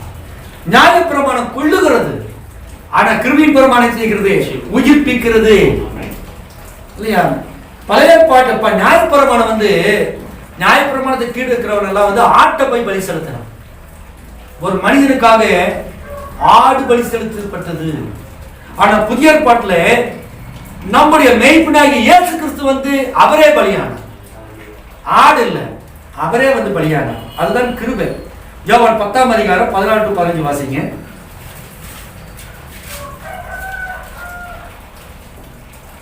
நானே நல்ல மேய்ப்பன், நானே நல்ல மேய்ப்பன், இதோ என்னை அறிந்திருக்கிறது போலவும். போதும், அவர் நல்ல மேய்ப்பன், குட் ஷெப்பர்ட். ஆனா அவர் நமக்காக சிலுவையில் அடிக்கப்பட்டார். அவர் ஆடாக மாறி வேற ஒரு ஆட்டை கூட்டிட்டு வந்து ஆட்டை வெட்டுங்கன்னு சொல்லல. பழைய ஏற்பாட்டுல ஆட்டை கூட்டிட்டு வந்து ஆசாரியன் அதை வெட்டினான். புதிய ஏற்பாட்டுல அவருதான் ஆசாரியன், அவருதான் ஆடு, அவர்தான் மேய்ப்பன். நமக்காக மேய்ப்பன் மரித்தார். கட்சிக்காரனுக்கு தலைவனுக்காக மரிக்கிறாங்க, அவன் உயிரோடு தான் இருக்கான். கட்சிக்காக போராட்டங்கள் நடத்துவாங்க, வன்முறைகள் நடக்கும், கலவரங்கள் நடக்கும் போது கட்சிக்காரன் என் தலைவன் அப்படி இப்படி பட்ட பெயர்கள்லாம் வச்சுட்டு முன்னாடி போய் கத்தி குத்து வாங்கியோ வெட்டி குண்டுலையோ போலீஸார் அடி வாங்கியோ துப்பாக்கி சொல்லி செத்து போயிடுவான். தலைவன் மரித்ததாக வரலாறு இருக்கு. ஆனால் புதிய ஏற்பாடு இன்னை நம்ம வேதத்தில் அப்படி இல்லை. நமக்காக, தொண்டர்களுக்காக, ஏழைகளுக்காக தலைவன் மரித்தான். அவர்தான் கர்த்தராகிய இயேசு கிறிஸ்து. நீங்க எந்த கட்சியில் இருக்க போறீங்க? இயேசு கிறிஸ்துவின் ரத்தம் என்கிற கட்சியில் இருங்க, அதுதான் நம்முடைய அடையாளம். பழைய ஏற்பாட்டில் நியாயப்பிரமாணத்தை செய்யாதவன் வந்து பைபிள் சொல்லுது அவன் சபிக்கப்பட்டவன். புதிய ஏற்பாட்டில் எவனுடைய மீறுதல் மன்னிக்கப்பட்டதோ இல்லையா, எவனுடைய பாவம் மன்னிக்கப்பட்டதோ அவன் பாக்கியவான். அதுதான் கிருபை. கிருபைக்கு நீளம், அகலம், உயரம் எதுவுமே கிடையாது. கிருபை அப்படியே அல்ல. மன்னிக்க கூடாது அதை மன்னிக்கும், நேசிக்க கூடாது அதை நேசிக்கும், மருத்துவர்களையும் நேசிக்கும். இன்றைக்கு இந்த கொரோனா காலத்தில் இருக்கிற நீங்க, இந்த செய்தியில் இருக்கிற நீங்க, யாருக்காவது இந்த போன் வந்துச்சுன்னா சுவிட்ச் ஆஃப் பண்ணி வச்சுக்கூடாது, இல்லைன்னா அவங்க அப்புறம் பேசுறேன்னு இருக்கக்கூடாது. நாம் இருப்பது எத்தனை நாளைக்கு இருக்க போறோம், நம்மகிட்ட பேசுறவங்க இன்னைக்கு இருக்கிறாங்களா நாளைக்கு இருக்காங்களான்னு தெரியாது. நம்ம நாளைக்கு இருக்கிறோமோ இன்னைக்கு இருக்கோமோ தெரியாது. முடிந்த அளவு எல்லா இடமும் நன்றாக பேச வேண்டும். யார்கிட்டெல்லாம் நீங்க மன சமாதானம் இல்லாம இருக்கிறீங்களோ அப்படியெல்லாம் சமாதானம் பொருத்திடணும். யாருக்கெல்லாம் நீங்க துரோகம் பண்ணிருக்கீங்களோ, தப்பு பண்ணிருக்கீங்களோ அவன்கிட்ட எல்லாம் நீங்க மன்னிப்பு கேட்டுறோம். அதுதான் கிருபை. இந்த கிருபைக்கு நீங்க சுதந்திரவாளி யாருனாக்கு ஆண்டுடைய பிரமாணங்களை நீங்க கை கொள்ளணும். இல்லை, ஏற்கனவே உங்க பாடியில் அது இருக்கும். ஸ்தேவான் கல்லெறிந்து கொல்லப்படும் போது அந்த சந்ததி அவன் சபிக்கல, தாங்கள் செய்கிறது இன்னதுன்னு தெரியாமல் செஞ்சாங்க, அவன் மன்னிச்சான். அதுதான் கிருபைக்கான அடையாளம். கிருபை உங்களுக்குள்ள இருக்குதுனாக்கா அடுத்தவங்க பார்த்து தப்ப மன்னிப்பி. நீ இப்படி சொல்லிடியாடா, நான் என்ன சொல்றேன், நீ இப்படியா, நான் பார்த்துக்கிறேன், எனக்கு ஒரு நேரம் வரும், அப்ப கவனிச்சுக்கிறேன். கடன் கொடுத்தவங்க போய் முடிய ஆட்டி அவன் அவமானப்படுத்தி கேவலப்படுத்தி என் கடனை கொடு, சோறு திங்கிறியா வேற ஏதாவது திங்கிறியான்னு கேட்டு அவமானப்படுத்தக்கூடாது. பண்ணியிருந்தாக்க நீங்க மன்னிப்பு கேட்கணும், இல்லைன்னா நீங்க பரலவும் போக முடியாது. கொரோனா வந்து செத்து போனீங்கன்னா அப்படியே தான் கிடைப்பீங்க. கொரோனா வராம செத்து போனாலும் அப்படிதான் கிடைப்பீங்க. நல்ல ட்ரீட்மெண்ட் என்ன? பாவரிக்கை செய்கிறது. திருக்கதரிசி பிரணாம் அதைத்தான் சொல்ற, பாவரிக்கை பண்ணுடா. அவர் நாட்டில் இந்த கொள்ளை நோய் வந்த போது, வியாதி வந்த போது எல்லா ஜனங்களுக்கும் ஒரு பிரசங்கம் பண்ணது பாவரிக்க பண்ணுங்க. அதுதான் பெஸ்ட் ட்ரீட்மெண்ட். ஒருவேளை வியாதியிலிருந்து நீங்க வெளியே வரலாம். மருத்துவ உங்க உறவினர் யாராவது படுக்கையில் இருந்தாங்கன்னா அவங்களுக்கு கான்சியஸா இருந்துச்சுனாக்கா அவங்ககிட்ட சொல்லுங்க, அறிக்கை பண்ண சொல்லுங்க. மம்மி, டாடி, மகனே, மகளே, மாமா, அத்தை, நீங்க ஏதாவது பாவங்க பண்ணியிருந்தா அறிக்கை பண்ணி படிக்கல இருந்து ஆண்டவர்கிட்ட அறிக்கை பண்ணுங்க. ஒருவேளை நீங்கள் மரித்தால் பரலோகத்தின் கதவுகள் திறக்கப்படும். அங்க போய் நீங்க சந்தோஷமா இருப்பீங்க. ஒருவேளை உங்க பாவரிக்கை அங்கீகரிக்கப்பட்டுச்சுன்னா இங்கேயே சுகமாகி நீங்க வீட்டுக்கு வருவீங்க. தன் பாவங்களை மறைக்கிறவன் வாழ்வடைய மாட்டான், அறிக்கை செய்து விட்டு விடுகிறவனோ நீட இறக்கம் பெறுவான். அதுதான் கிருபை. தேவன் சாதாரணமான ஒரு கோபக்காரம் அல்ல, அவர் அன்புள்ளவர். அன்புக்கு ரொம்ப பலகீனமான கிருபை. எப்படிப்பட்ட பாவத்தை நீங்க செஞ்சிருந்தாலும் நீங்க உண்மையிலேயே மனங்கசந்து அழுதீங்கன்னாக்க தேவன் கிருபை கொடுக்கக்கூடிய தேவன். உங்கள் புருஷனுக்கு நீங்கள் கணவனுக்கு துரோகம் பண்ணியிருக்கலாம், உங்க மனைவிக்கு துரோகம் பண்ணியிருக்கலாம், உங்க பிள்ளைகளுக்கு துரோகம் பண்ணியிருக்கலாம், உங்க வேலை செய்யற ஓனருக்கு நீங்க துரோகம் பண்ணியிருக்கலாம், உங்க வேலைக்காரரை நீங்க வஞ்சிச்சிருக்கலாம், உங்களை அதிகாரிகளை நீங்க வஞ்சிச்சிருக்கலாம், உங்க அதிகாரிகளா இருக்கு நீங்க உங்களுடைய கீழ்பட்ட இருக்கிறவங்களை வஞ்சிச்சிருக்கலாம். செய்தியில இருக்கிறோம், இயேசு கிறிஸ்துவில் இருக்கிறோம் அப்படிங்கிறவங்க பாவரிக்க பண்ணியிருக்கு. வியாதி வராதவங்களுக்கு வராது, வந்தவங்களை சரிப்படுத்தும். ஒருவேளை அவர்கள் மரித்தாலும் பிழைப்பார். மகிமின் நாளிலே கர்த்தர் கர்த்ததாமே ஆரவாரத்தோடும் பிரதான சத்தத்தோடும் தேவ காலத்தோடு வரும்போது கிறிஸ்துவுக்குள் முதலாவது மரித்தவர்கள் எழுந்திருப்பார்கள். உயிரோடு இருக்கிற நாம எதிர்கொண்டு போவோம். இதுல பங்கு கிடைக்கும். அதுதான் கிருபை. பெரியமான ஜனங்களே, அருமையான சகோதர சகோதரிகளே, கிருபைக்கு நம்ம விளக்கம் கொடுக்க முடியாது, போயிட்டே இருக்கும். எத்தனை சம்பவங்கள் எடுக்கும். ஜனங்களால் ஒதுக்கப்பட்ட ஒரு விபச்சாரி எனப்பட்டு அழைக்கப்பட்ட பரிமளத்தை தேவன் பார்த்தார். 7 பிசாசுகள் நிறைந்த மகதலேனாள் மரியாள் ஆண்டவர் பார்த்தார். கிருபை பெற்றவரே, அவன் பாவம் மன்னிப்பு சொல்லும் போது உன் பாவங்கள் மன்னிக்கப்படுது. பெரும்பாலுள்ள ஸ்திரீயை அவர் என்ன செஞ்சார்? மன்னித்தார். சரீரவாதியும் போச்சு, ஆத்மவாதியும் போச்சு. இன்னைக்கு நம்ம பெரும்பாலுள்ள ஸ்திரீ மாதிரி தான். வஸ்திரத்தை தொட்டா போதும், செய்தி நீங்க டச் பண்ணீங்கன்னா உங்க பாடியில் இருக்கிற வியாதியும் போயிடும், உங்க ஆத்மாவில் இருக்கிற வியாதியும் போகும். தொட வேண்டிய முறை இருக்கு. செய்தியை அணுகுங்க. இந்த காலத்துக்குரிய செய்தியில தான், இந்த மனிதத்துக்குரிய சத்தியத்துல தான், இந்த 7ஆம் தூதன் பெலமுலத்துடைய செய்தியில தான் தேவனுடைய கிருபை இருக்குது. இதை தவிர நீங்க வெளியே தேடினீங்கன்னா கிருபை வரவே வராது. இயேசு கிறிஸ்து நாமத்துல ஞானஸ்தானம் எடுக்காதவனுக்கு கிருபை கிடைக்காது. பிரதர், எழுதி வச்சிடுங்க. இயேசு கிறிஸ்து நாமத்தை ஞானஸ்தானம் எடுத்தா கிருபை கிடைக்கும். அந்த கிருபை உங்களுக்கு எப்படி கொடுக்கப்படும்? செய்தியாக கொடுக்கப்படும். வேதத்தின் வசனங்களை உங்களுக்கு வெளிப்படுத்தி கொடுக்கிற தீர்க்கதரிசியினுடைய செய்தியாக கொடுக்கப்படும். அந்த செய்தியை நீங்க ஏற்றுக்கொண்டு ஒவ்வொரு வெளிப்பாடுகளுக்கும் ஆமென், ஹல்லேலூயா, இதுதான் மெசேஜ் அப்படி நீங்க சொன்னீங்கன்னாக்க நீங்க கிருபை பெற்றுட்டீங்கன்னா. கொரோனா என்ன அர்த்தம் தெரியுமா? லத்தீன் பாஷையில சொல்லுங்க. கொரோனா என்ன அர்த்தம்? கிரீடம் அப்படின்னு. கொரோனா கிரீடம் வசனம் இங்க சொல்லுது. அவனுக்கு ஒரு கிரீடம் கொடுக்கப்பட்டது. அவனுக்கு போப்பு தலையில் இருக்கிற கிரீடம் அது. ஆனா கொரோனா காலத்துல ஒரு கிரீடம் கொடுக்கப்பட்டுச்சு. கொரோனானாலே கிரீடம் அர்த்தம். அது எப்படி இருக்குது? அந்த வைரஸ் பார்க்கறதுக்கு லத்தீன் வார்த்தையில கிரீடம், அதனால கிரவுனுக்கு தான் அது கொரோனா அப்படின்னு சொல்றாங்க. அந்த கொரோனாவுடைய இன்னொரு வடிவம் தான் இது. எப்படி முதலாமத்தோடு அடைக்கப்படும் போது அது வெள்ளை குதிரை, அதே குதிரை தான் கலர் மாதிரி அப்புறம் சிவப்பு குதிரையா வந்துச்சு. அதே குதிரை கலர் மாதிரி எப்படி வந்துச்சு? கருப்பு குதிரையா வந்துச்சு. அதே குதிரை கலர் மாதிரி எப்படி வந்துச்சு? மஞ்சள் நிறமா வந்துச்சு. கொரோனா எப்படி வருது? ஃபர்ஸ்ட் வரும்போது அது கொரோனா கிரீடமா வருது. இப்ப 2வது அளவு வீசும் போது அது இன்னும் பவர் ஆகும். 3வது 4வது போயிட்டு இருக்கும் பாருங்க. கண்ணுக்கு தெரியாத ஒரு கொரோனா, ஒரு கிரீடம். ஆனா நம்ம அந்த கிரீடத்தை சூட்டுவதற்காக வரல. மரணம்ங்கிற கிரீடம் நமக்கு வராது. நம்ம ஜீவ கிரீடத்தை சூட்டிக் கொள்ளும்படியாக தேவன் நம்மளை அழைத்திருக்கிறார். மரணமே உன் கூறங்கே, பாதாளவன் ஜெயம் எங்கே? கொரோனாங்கிறது வியாதி நமக்குள்ள வந்தது. சரீரமெல்லாம் அழிக்கப்பட்டு உயிர் மூச்சுக்கள் எல்லாம் நின்று போய் ஆக்சிஜன் கொடுக்கப்பட்டும் வைத்தியங்கள் பார்க்கப்பட்டும் உன்னுடைய சரீரமானது மண்ணுக்கு மண்ணாக புழுதிக்கு புழுதியாக மாறினாலும் கூட ஆண்டவருடைய பரிசுத்தாவி காலத்துக்குரிய செய்தி என்கிறான அந்த மருத்துவத்தை நீ பார்ப்பாயானா நீ மரித்தாலும் பிழைப்பாய் என்கிறதான் செய்தி. அதுதான் கிருபை. கொரோனா வீட்டு வாசல் கதவு தட்டுமானால் அந்த நிலைக்கதவுகளை ரத்தம் பூசப்பட்டிருக்குமான இந்த நிலைக்கதவுல இயேசு கிறிஸ்துவின் நாமங்கிற அந்த நாமம் பூசப்பட்டு வைராக்கியம் அந்த நாமத்துக்கு ஜீவிப்போம் என்று சொன்னார். பரிசுத்தமா ஜீவிப்போம் என்று சொன்னார். அந்த கொரோனா என்ட்ரு ஆகாது. ஒருத்தர் கரோனா வந்துட்டு இருக்கும், அவன் கொரோனா பேஷண்ட் நமக்கு தெரியாது, நீங்க எதுக்கோ அவங்ககிட்ட பேச போவீங்க. அந்த நேரத்தில் ஒரு பிரதர் அப்படின்னு சத்தம் கேட்க திரும்பவே தான் அங்கே போக மாட்டேங்க. கர்த்தர் காப்பாற்றும். கொரோனா பேஷண்ட் உள்ள வியாதி இருக்கிற ஒரு வண்டியில நீங்க ஏறணும்னு முயற்சி பண்ணுவீங்க, ஒரு பஸ்ல போலாம் நினைப்பீங்க, ஒரு கார்ல போலாம் நினைப்பீங்க, மற்றவங்க எல்லாம் அதுல பிரயாணம் பண்ணுவாங்க. ஆனா உங்களுக்கு இல்ல இன்னைக்கு வேண்டாம் நாளைக்கு போலான்னு ஒரு ஏவுதல் வந்து போக மாட்டீங்க. கர்த்தர் உங்களுக்கு வராம தடுத்துருவார். தேசம் எங்கும் இருள் இருக்கும். இஸ்ரவேல் ஜனங்கள் மத்தியில் என்ன இருந்துச்சு? வெளிச்சம் இருந்துச்சு. தேசம் எங்கும் வியாதி இருக்கும், ஆனால் என் நாமத்துக்கு பயந்திருக்கிற உங்கள் மேல் நீதி சூரியன்.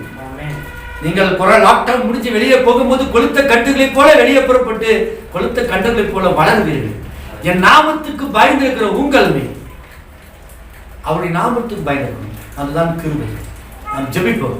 எங்களை அதிகமாக நேசிக்கிற அன்பின் பரலோக பிதாவே, இந்த ஆசீர்வதிக்கப்பட்டதான அருமையான மன மகிழ்ச்சியினுடைய இந்த காலை வேளைக்கு நன்றி கர்த்தா. மீண்டும் ஒரு விசை கூட கர்த்தாவே, இந்த லாக்டவுன் டைம்ல சுருக்கமாக நாங்கள் ஜெபத்தை எடுக்கிறோம். அந்த செய்தி ஒளிபரப்பிக் கொண்டிருக்கிறதானே ஆண்டவரை எஸ்பிஎம் வானொலியை கர்த்தாவே ஸ்ரீலங்கா பகுதியிலிருந்து உலகம் முழுவதும் சென்று கொண்டிருக்கிறார். அந்த செய்தி அனுப்புகிறவர்களையும் கர்த்தாவை ஆசீர்வதிப்பார். செய்தி கேட்ட ஒவ்வொரு பிள்ளைகள் மேலும் கிருபை இருப்பதாக கர்த்தராகிய இயேசு கிறிஸ்துவின் நாமத்திலே ஜெபங்களுக்கு ஜீவன் நடக்கிறார்.